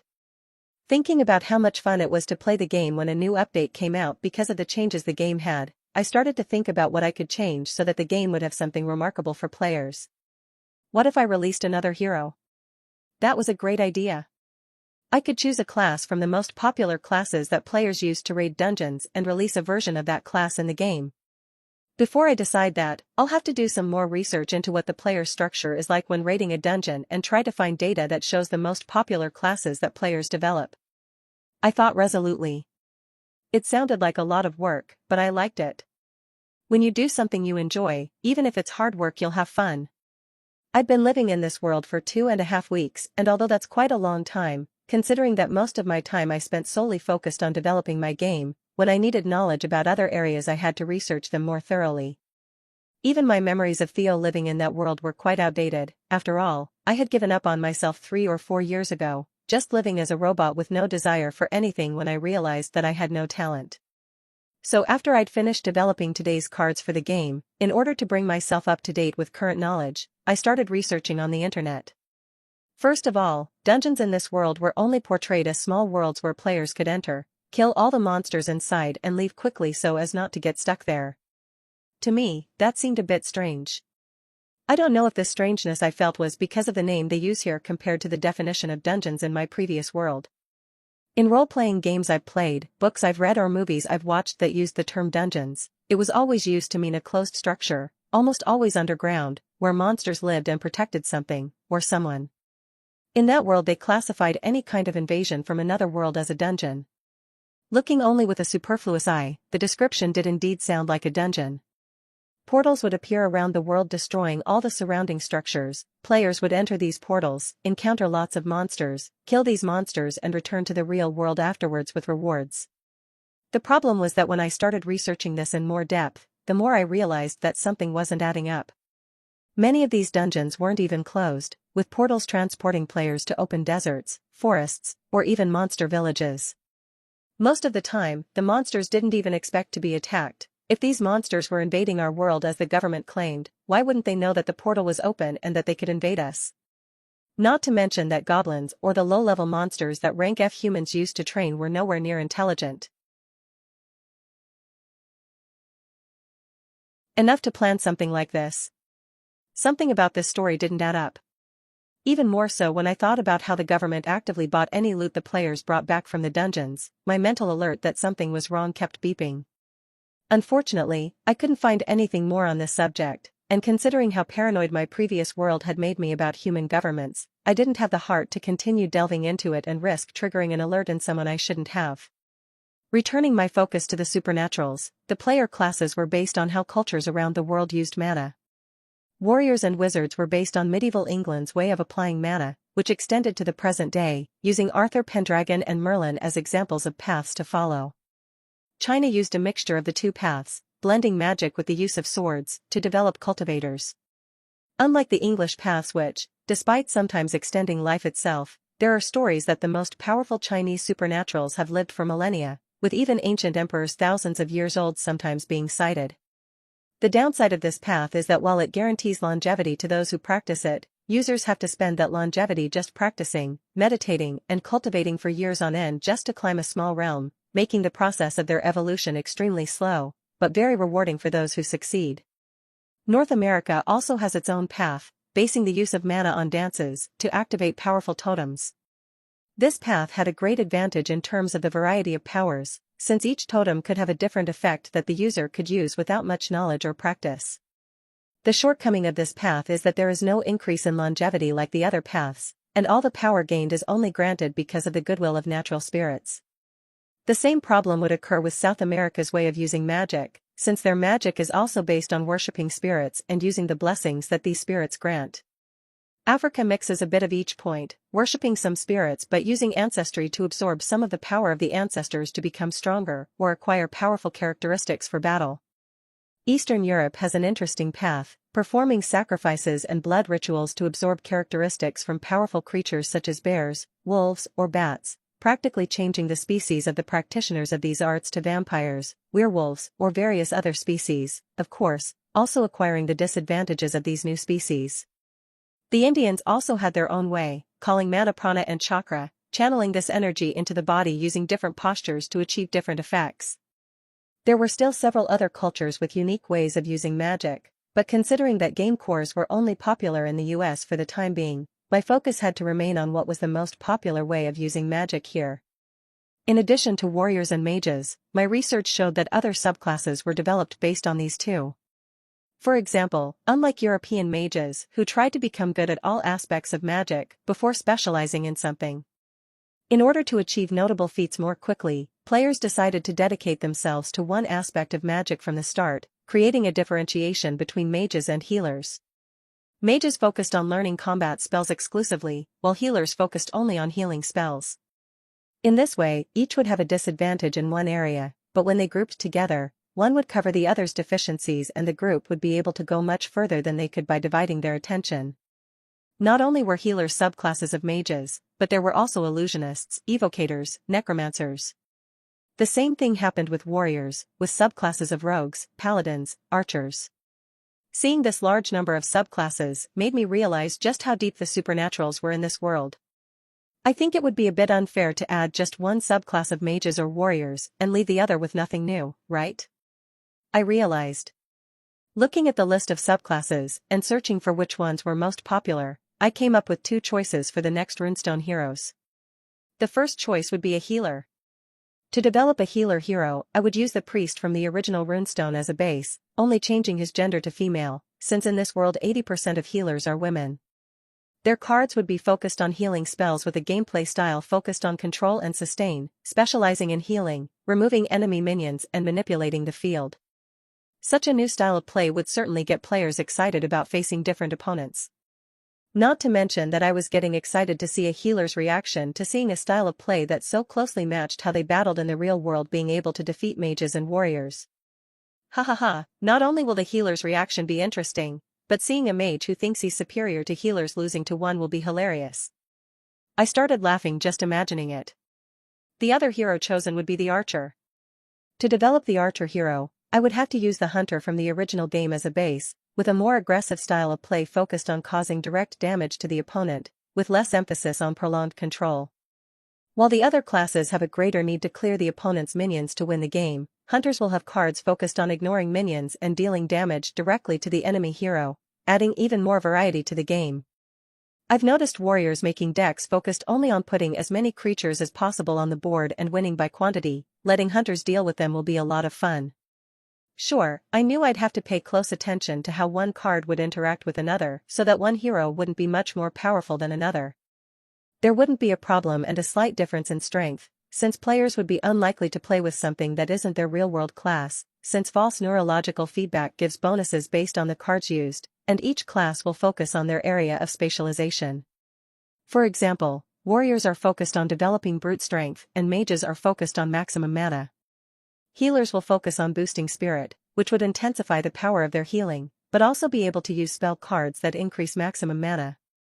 Hunters will be focused on cards that increase agility-related muscles, thus directing their growth towards something even better for the future. With this specialized growth, I'm sure they won't want to switch classes constantly. Maybe they'll try other heroes out of curiosity or fun, but most of the time they'll use their real-life class, or as close to it as possible.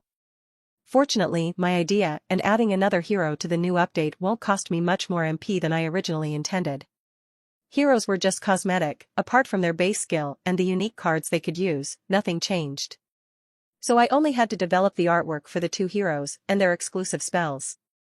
Thinking of getting the players even more excited, a smile appeared on my face and I opened Frosthaven's Whisper account and made a post.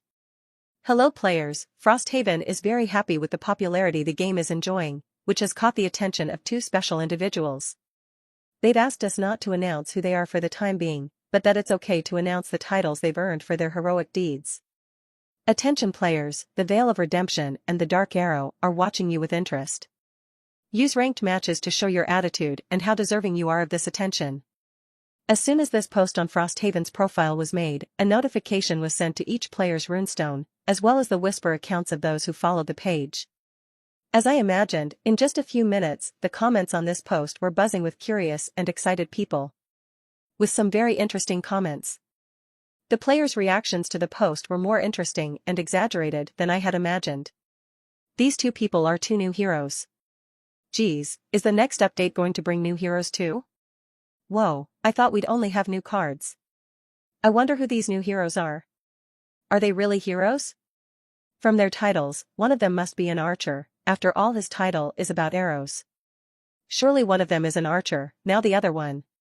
I have no idea who the other one might be. Maybe the other is a healer? After all, redemption can usually be related to healing. I don't think so, redemption could also be from a murderer, or a failed protector. A healer? What would a healer do? Keep healing until the other player gets tired? Don't talk about healers like that.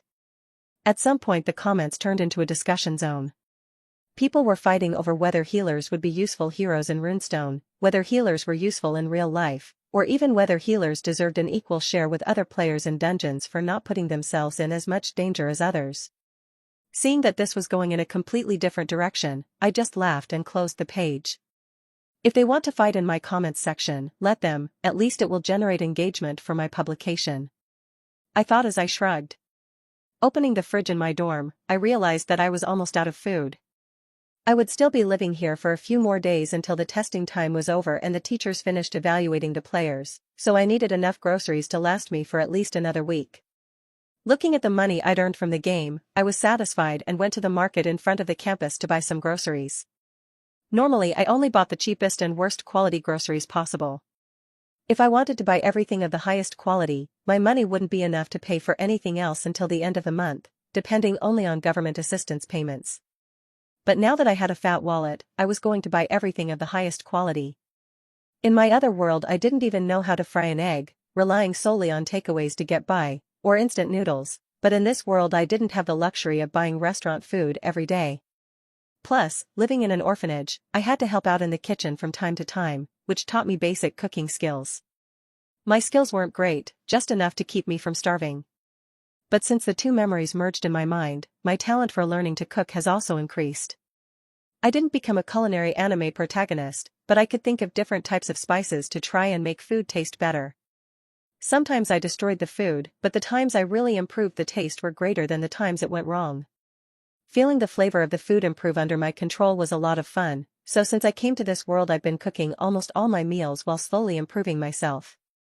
Arriving at the grocery store where I used to buy groceries before the two memories merged, I started to pick up the things I normally bought to eat, but with better brands and qualities, as well as letting my creativity pick up a few other things that made me curious too. If I mix this seasoning with a sauce and put meat in it, it should taste good. I thought as I looked at a bottle of seasoning. After paying for my groceries and leaving the market, a different group was walking down the street. "Dude, I told you I didn't do this on purpose, please help me fix it." A boy of 18 or 19 wearing metal armor was walking alongside a boy in a cloth tunic while handing him a round wooden shield. Sighing, the boy in the mage's robe spoke as he took the shield. "Bro, I told you I'm still learning this magic, it's more profitable to pay a real repairman than to let me try to fix it and ruin your shield." "I don't have the money to pay a real repairman," the boy in the armor said, embarrassed. Surprised, the boy in the mage's robe asked. "We've just come out of a dungeon and won $100 each, where did you spend that money that I didn't see?" Even more embarrassed, the boy in armor scratched the back of his head as he answered. "My credit card bill this month came to over $2K. I'll need that $100 to pay off the bill, otherwise the interest will eat me alive." "You spent almost $2K on your credit card? Are you crazy?" The boy in the robe sighed as he looked at the shield and began to control his own mana to repair it. To keep their concentration, they both stopped walking, and coincidentally this was right next to me. With curiosity I looked at the boy using the magic on the shield, and slowly the splinters of damaged wood on the shield were appearing again, so that within 20 seconds the shield had returned to its original appearance. "Thanks a lot, bro," the boy in the armor said excitedly while looking at the shield in amazement. The boy in the mage's robe was very pale now, looking frustrated at his friend. "Idiot, if you ruin your shield again, at least save the damaged parts, at least I'll spend less mana next time." But despite being angry, the boy wizard didn't complain about anything else, and the two of them continued talking until they entered a building near where I was standing. Seeing such an interesting way of applying magic in the everyday world, I was surprised to realize that this world could have many things different from the other world. As magic was known to everyone now, mages could repair objects with magic, healers could heal people, shamans could attract rain to crops. There was that boy talking about a repair mage, and it made me realize there were so many business opportunities that didn't involve raiding dungeons directly. Just as game creators could give up on getting ahead quickly by taking jobs for guilds, players could give up on getting stronger quickly and open businesses in the normal world by selling their service with magic to ordinary people. As I walked home, I thought about various things along these lines, until I realized another point. I've never read anything about how to do that repair magic. Can I copy it using the system just because I've seen the boy do it? I thought in surprise. I had already thought about the possibility of using the system to teach me advanced spells, but I hadn't stopped to test the possibility yet. Now could be a perfect moment. From what the boy wizard said, as long as the original parts of the broken object were still present, the mana cost to repair it would be reduced. After putting away my groceries in my small kitchen, I started looking around my dorm room and found a small, dusty action figure. This was something I'd kept since I was a child, one of the few toys that was exclusively mine at the orphanage, so I'd always kept it as a nice souvenir. But because it was one of the only toys I had, it was the toy I had played with the most during my life, so the doll was no longer in perfect condition, or rather, the doll was now completely destroyed. The most broken part of the doll was that one of its legs was loose, preventing the doll from standing up. Holding the doll and its leg in the palm of my left hand, I placed my right hand on the doll and began to imagine myself using the spell that the boy magician had used on the shield. As soon as I started using mana, my mana began to accumulate at the tip of my finger, indicating that the spell was working. 1 MP. 3 MP. 5 MP. 7 MP. 9 MP. 9 mana points stored. Do you want to use the Novice Repress spell? Yes. I replied mentally. As soon as I agreed, my mana started leaking through my fingers and I watched every detail of the process as the doll's leg returned to its original place and the small piece of plastic that was broken began to regenerate again. After a few seconds, the doll in my hand was completely fixed. Or rather, the things that I had imagined the spell would fix were fixed, but the parts that were missing paint, or scratches that the doll had suffered while I was playing, remained. I didn't want to fix it, and it was a great way to understand how the spell worked. The only bad thing was that the spell was very expensive. I think that because I didn't understand the structure of the spell, the system consumed a lot more mana than it should have to repair something as small as that piece of plastic. I doubt that boy mage had 9 MP available after coming out of a dungeon, not to mention that if the cost of repairing a shield of that size was the same as repairing that piece of plastic, then that boy wouldn't have enough mana for that anyway, since I believe that by his age he is still an F-rank player. If I learn this spell more thoroughly, the mana cost will drop a lot, not to mention that this spell has the property of generating materials, as it generated the plastic of the doll. If I understand this principle and use a similar material as a base, wouldn't I be able to make the system create objects using magic at a much lower cost? The spell practice was very fruitful. Although I hadn't yet learned any combat spells, practicing Luminous and New Repress was helping me a lot to practice my mana control. Improving my mana control helped me to cast spells more and more accurately, which increased both the quality of each spell, bringing me closer and closer to the perfect execution that the system did, and also helped me to reduce the amount of mana I spent on spells.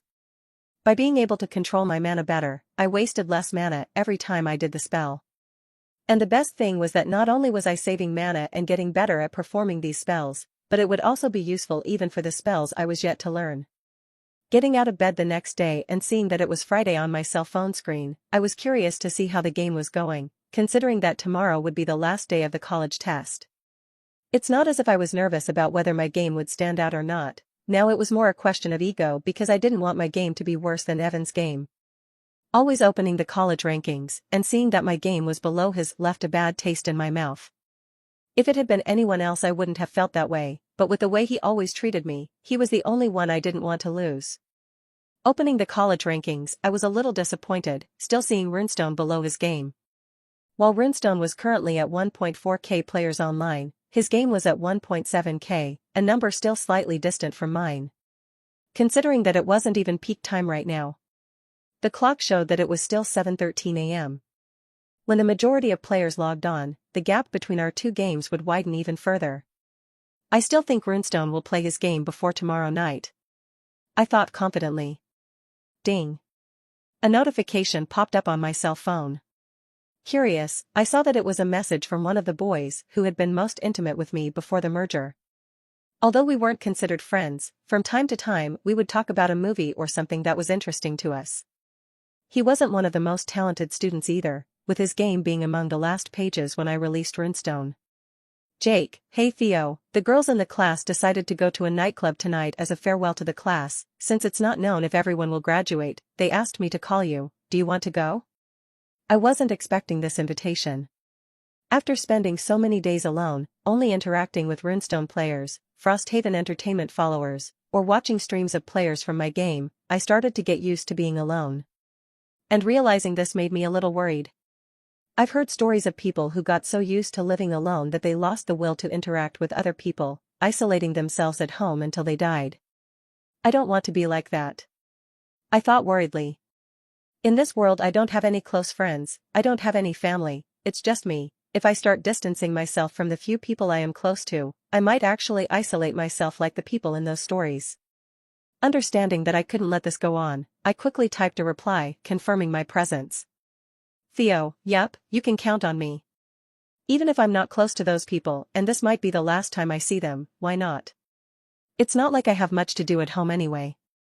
Jake, nice man, they're still deciding on the place, so when they do, I'll send you the location. Oh 07. Theo, oh 07.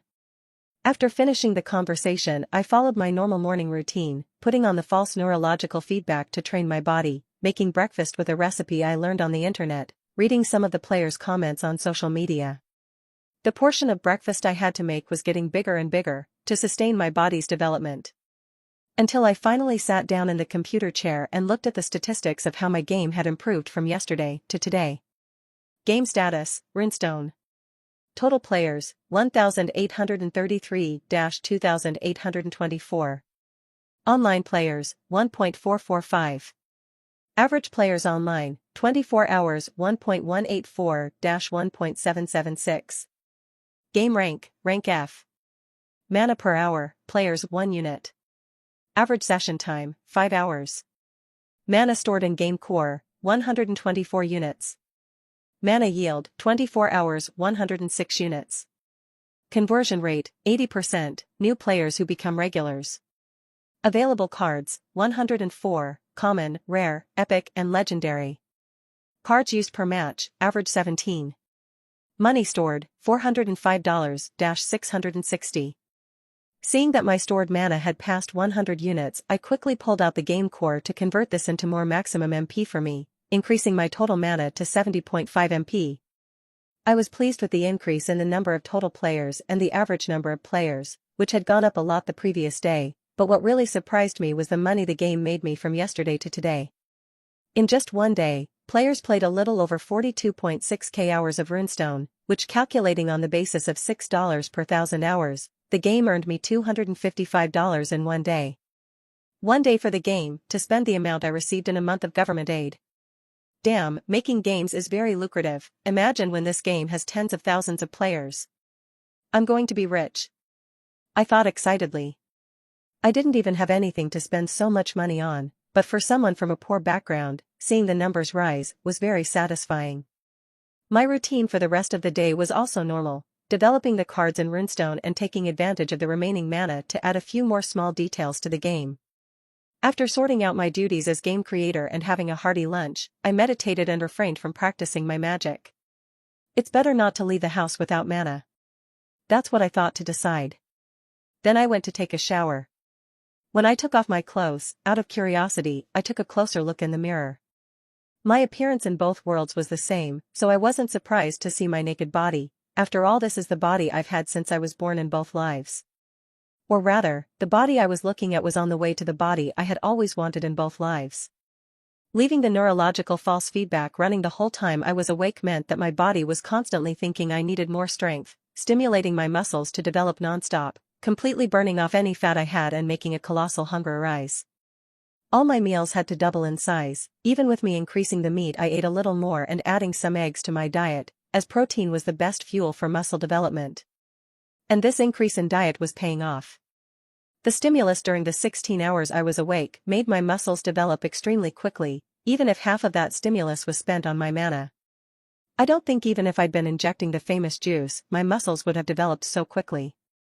I thought in surprise as I shifted position to get a better look. Fortunately, I could control how my body would develop through neurological false feedback. Not wanting a body focused exclusively on strength and natural growth, my body wasn't becoming the gigantic shape of bodybuilders, but adopting a more compact and agile form of swimmers, which in my opinion is the aesthetic I was looking for. Although it seemed that I was getting very strong, this was only in comparison with normal people. Supernaturals were actually superior in terms of strength. Peak F rank players already had strength above the human limit, with E rank players completely passing that limit and reaching a truly supernatural level of strength. I was still far from the power level of a peak F rank, but compared to normal people I was already getting above average. Mana really is magic. Taking a shower and putting on a nice outfit, I withdrew an extra $200 to spend tonight, on top of the $50 I had withdrawn to do the house shopping yesterday.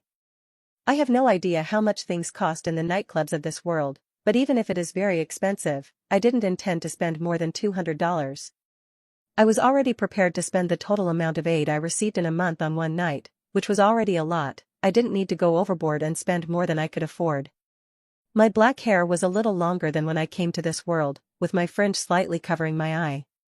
With the experience of 2 worlds and how to fix this hair, in a few minutes I had it done, using a black bandana with green to lift my fringe just a few centimeters. I grabbed my sweatshirt and left the house in the direction of the location Jake had sent me.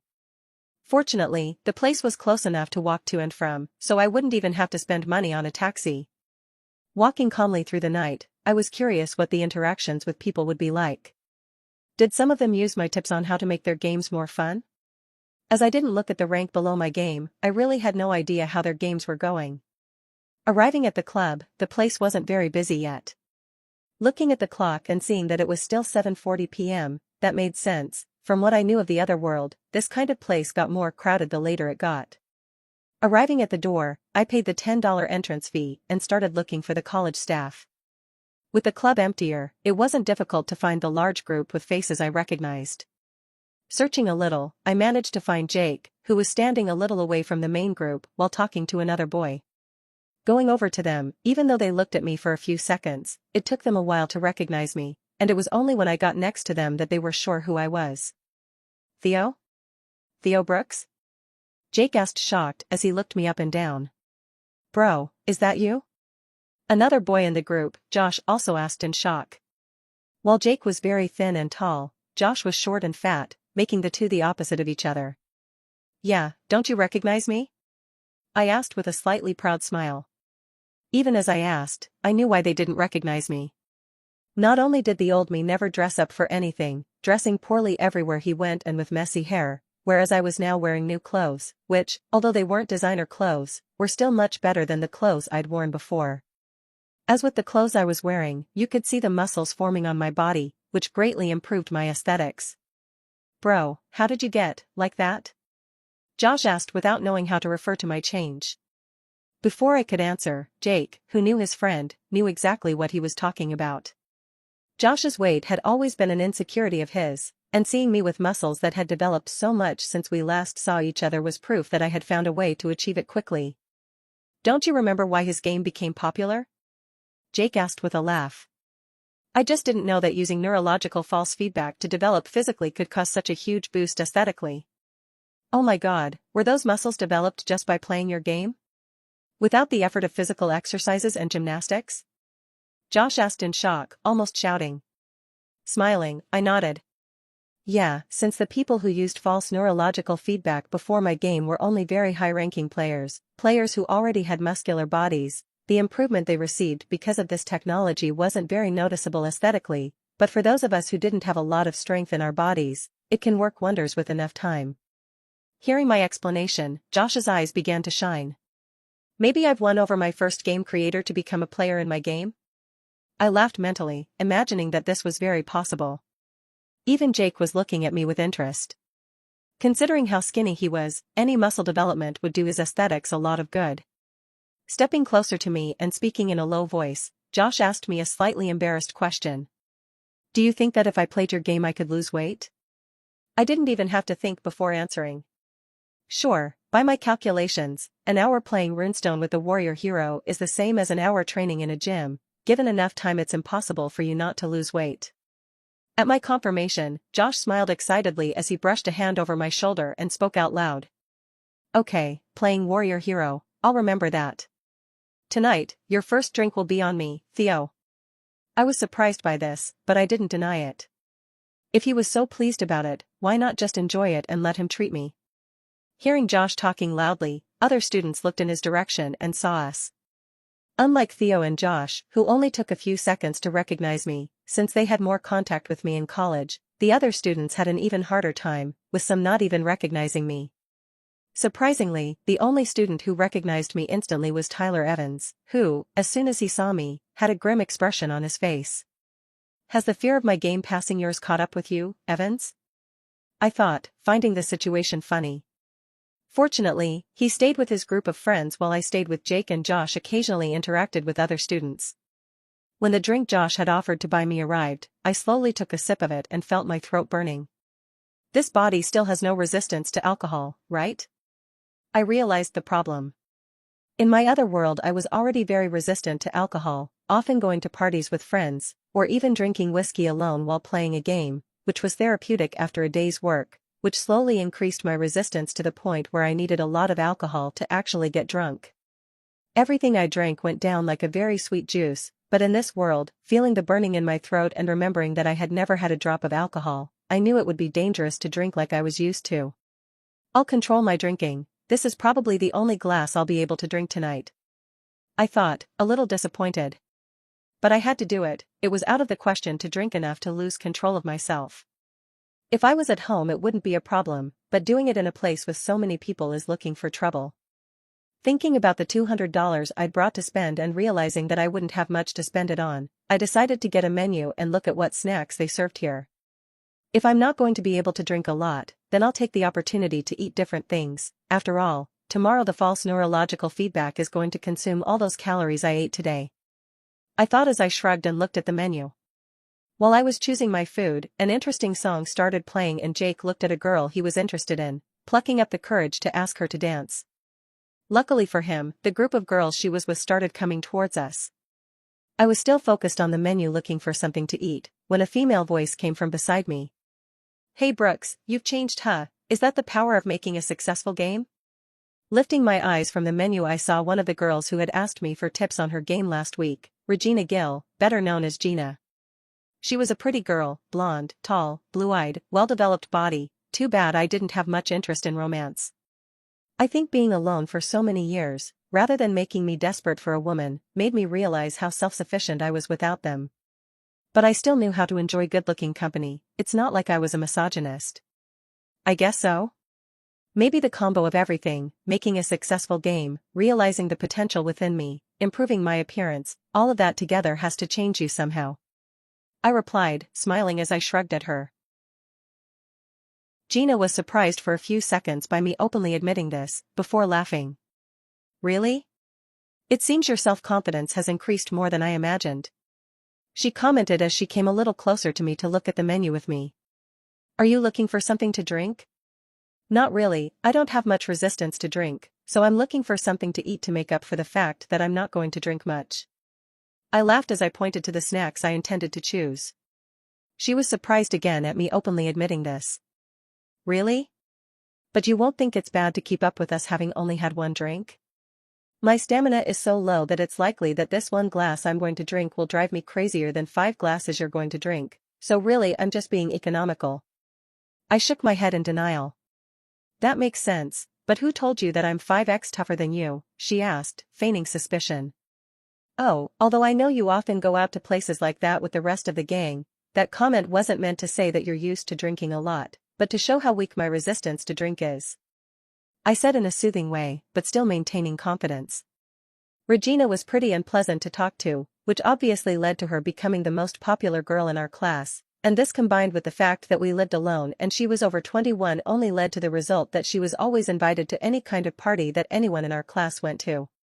Hearing my answer, Regina looked at me suspiciously for a few seconds before letting it go and changing the subject. "Since you don't want to drink, there's nothing I can do about it, but I also want to thank you for the tips you gave me for my game last week.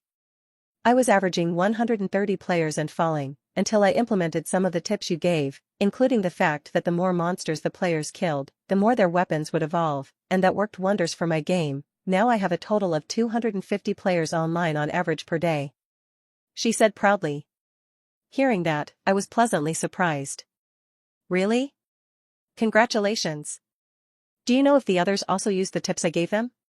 I just followed how my game was going, not paying much attention to other people's games. Gina thought about my question for a moment before answering quietly. "Some colleagues adopted your tips on the first day and their games started to grow rapidly, like mine, while others were still skeptical about what you said, acting arrogant because they were above you in the college rankings, but after your game passed them by, everyone quickly went to look up which of the tips they could apply to their games, with some even shamelessly forgetting the tips and coming to ask me which tips I remembered."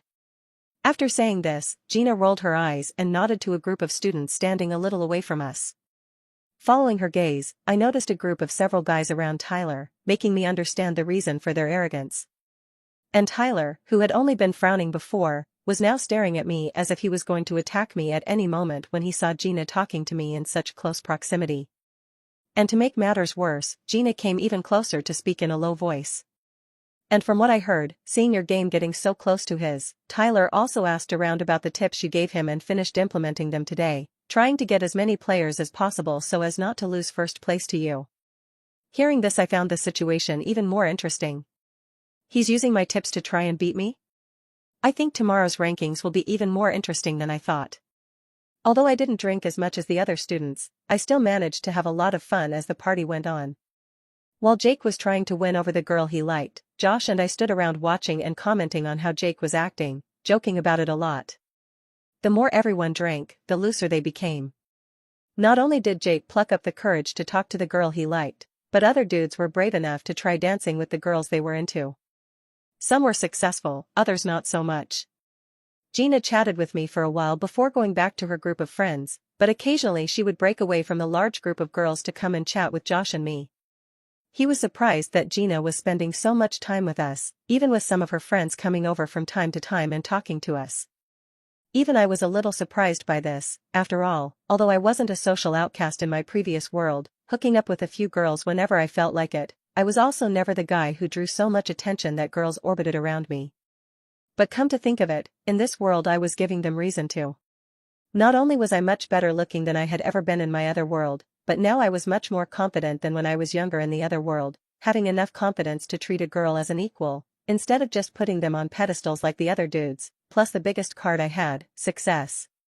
Despite my good looks, I was never very successful at anything in my other world, whereas in this world I was showing great potential in the highest potential career the world currently had. Being a game creator in this world was the equivalent of being a football or basketball player in the other world, so my rapid rise through the school ranks showed everyone that I had the potential to be a star. Sure, I wasn't going to deny this attention, but I wasn't going to let it go to my head either. After 2 hours at the club, the dance floor was getting crowded and the DJ who was playing had a really good playlist, so even though I was away from the dance floor, I was still moving around to the beat of the music. I noticed that by showing this interest I attracted the attention of a few girls, who looked at me as if to show that they were available for me to ask them to dance.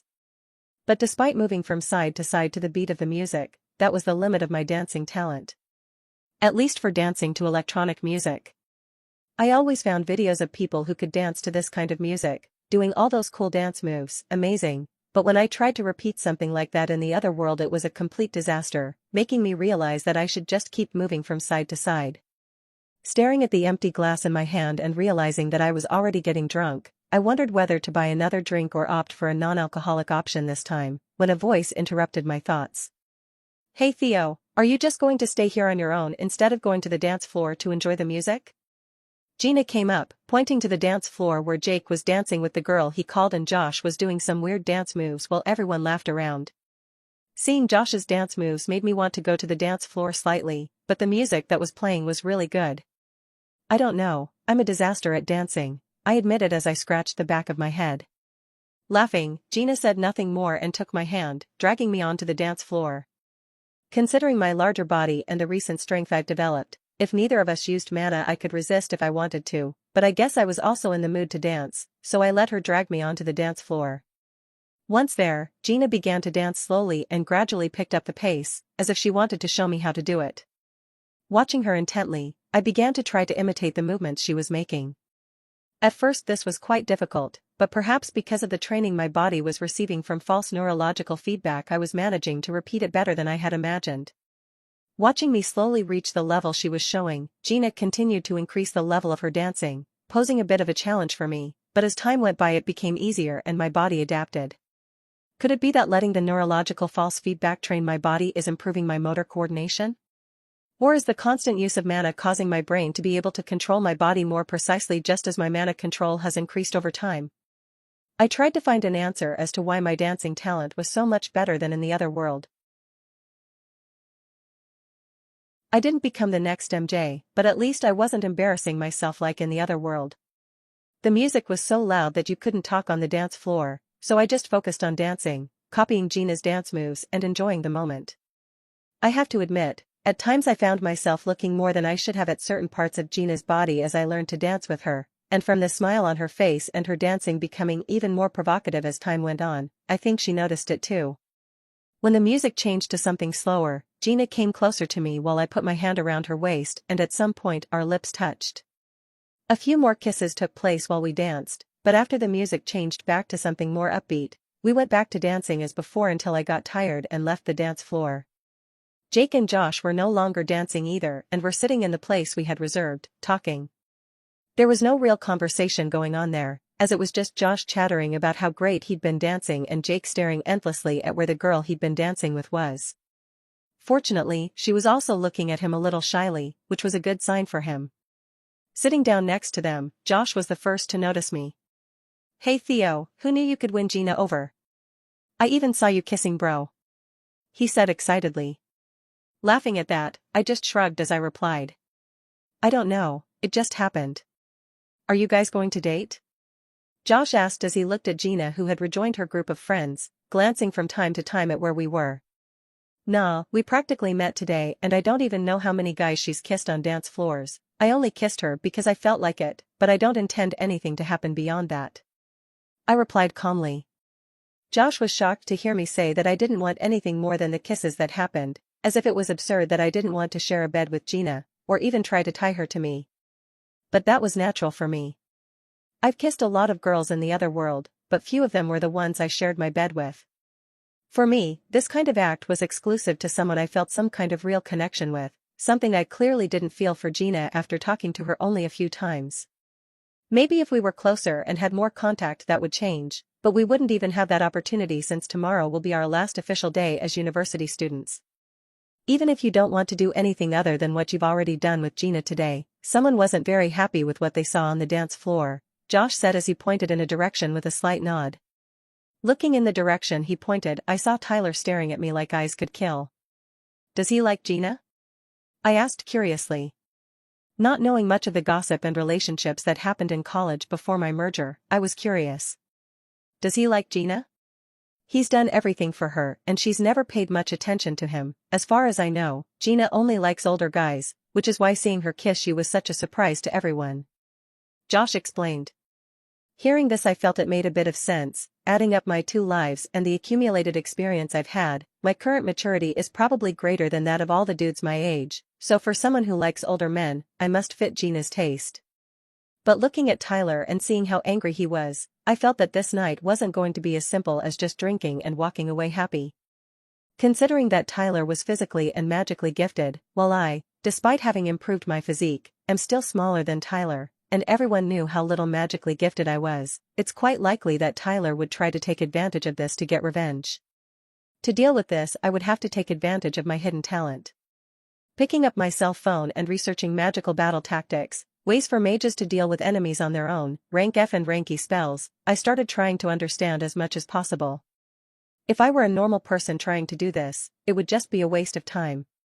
It's impossible for an ordinary supernatural to learn something just by searching for a few minutes on the internet for a cell phone, even more so without being able to practice these things, but I'm not an ordinary supernatural.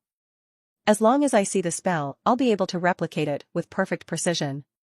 My concentration on understanding these spells is because I wanted to try and reduce the mana cost as much as possible. It's a good thing I didn't use up my mana before I left home.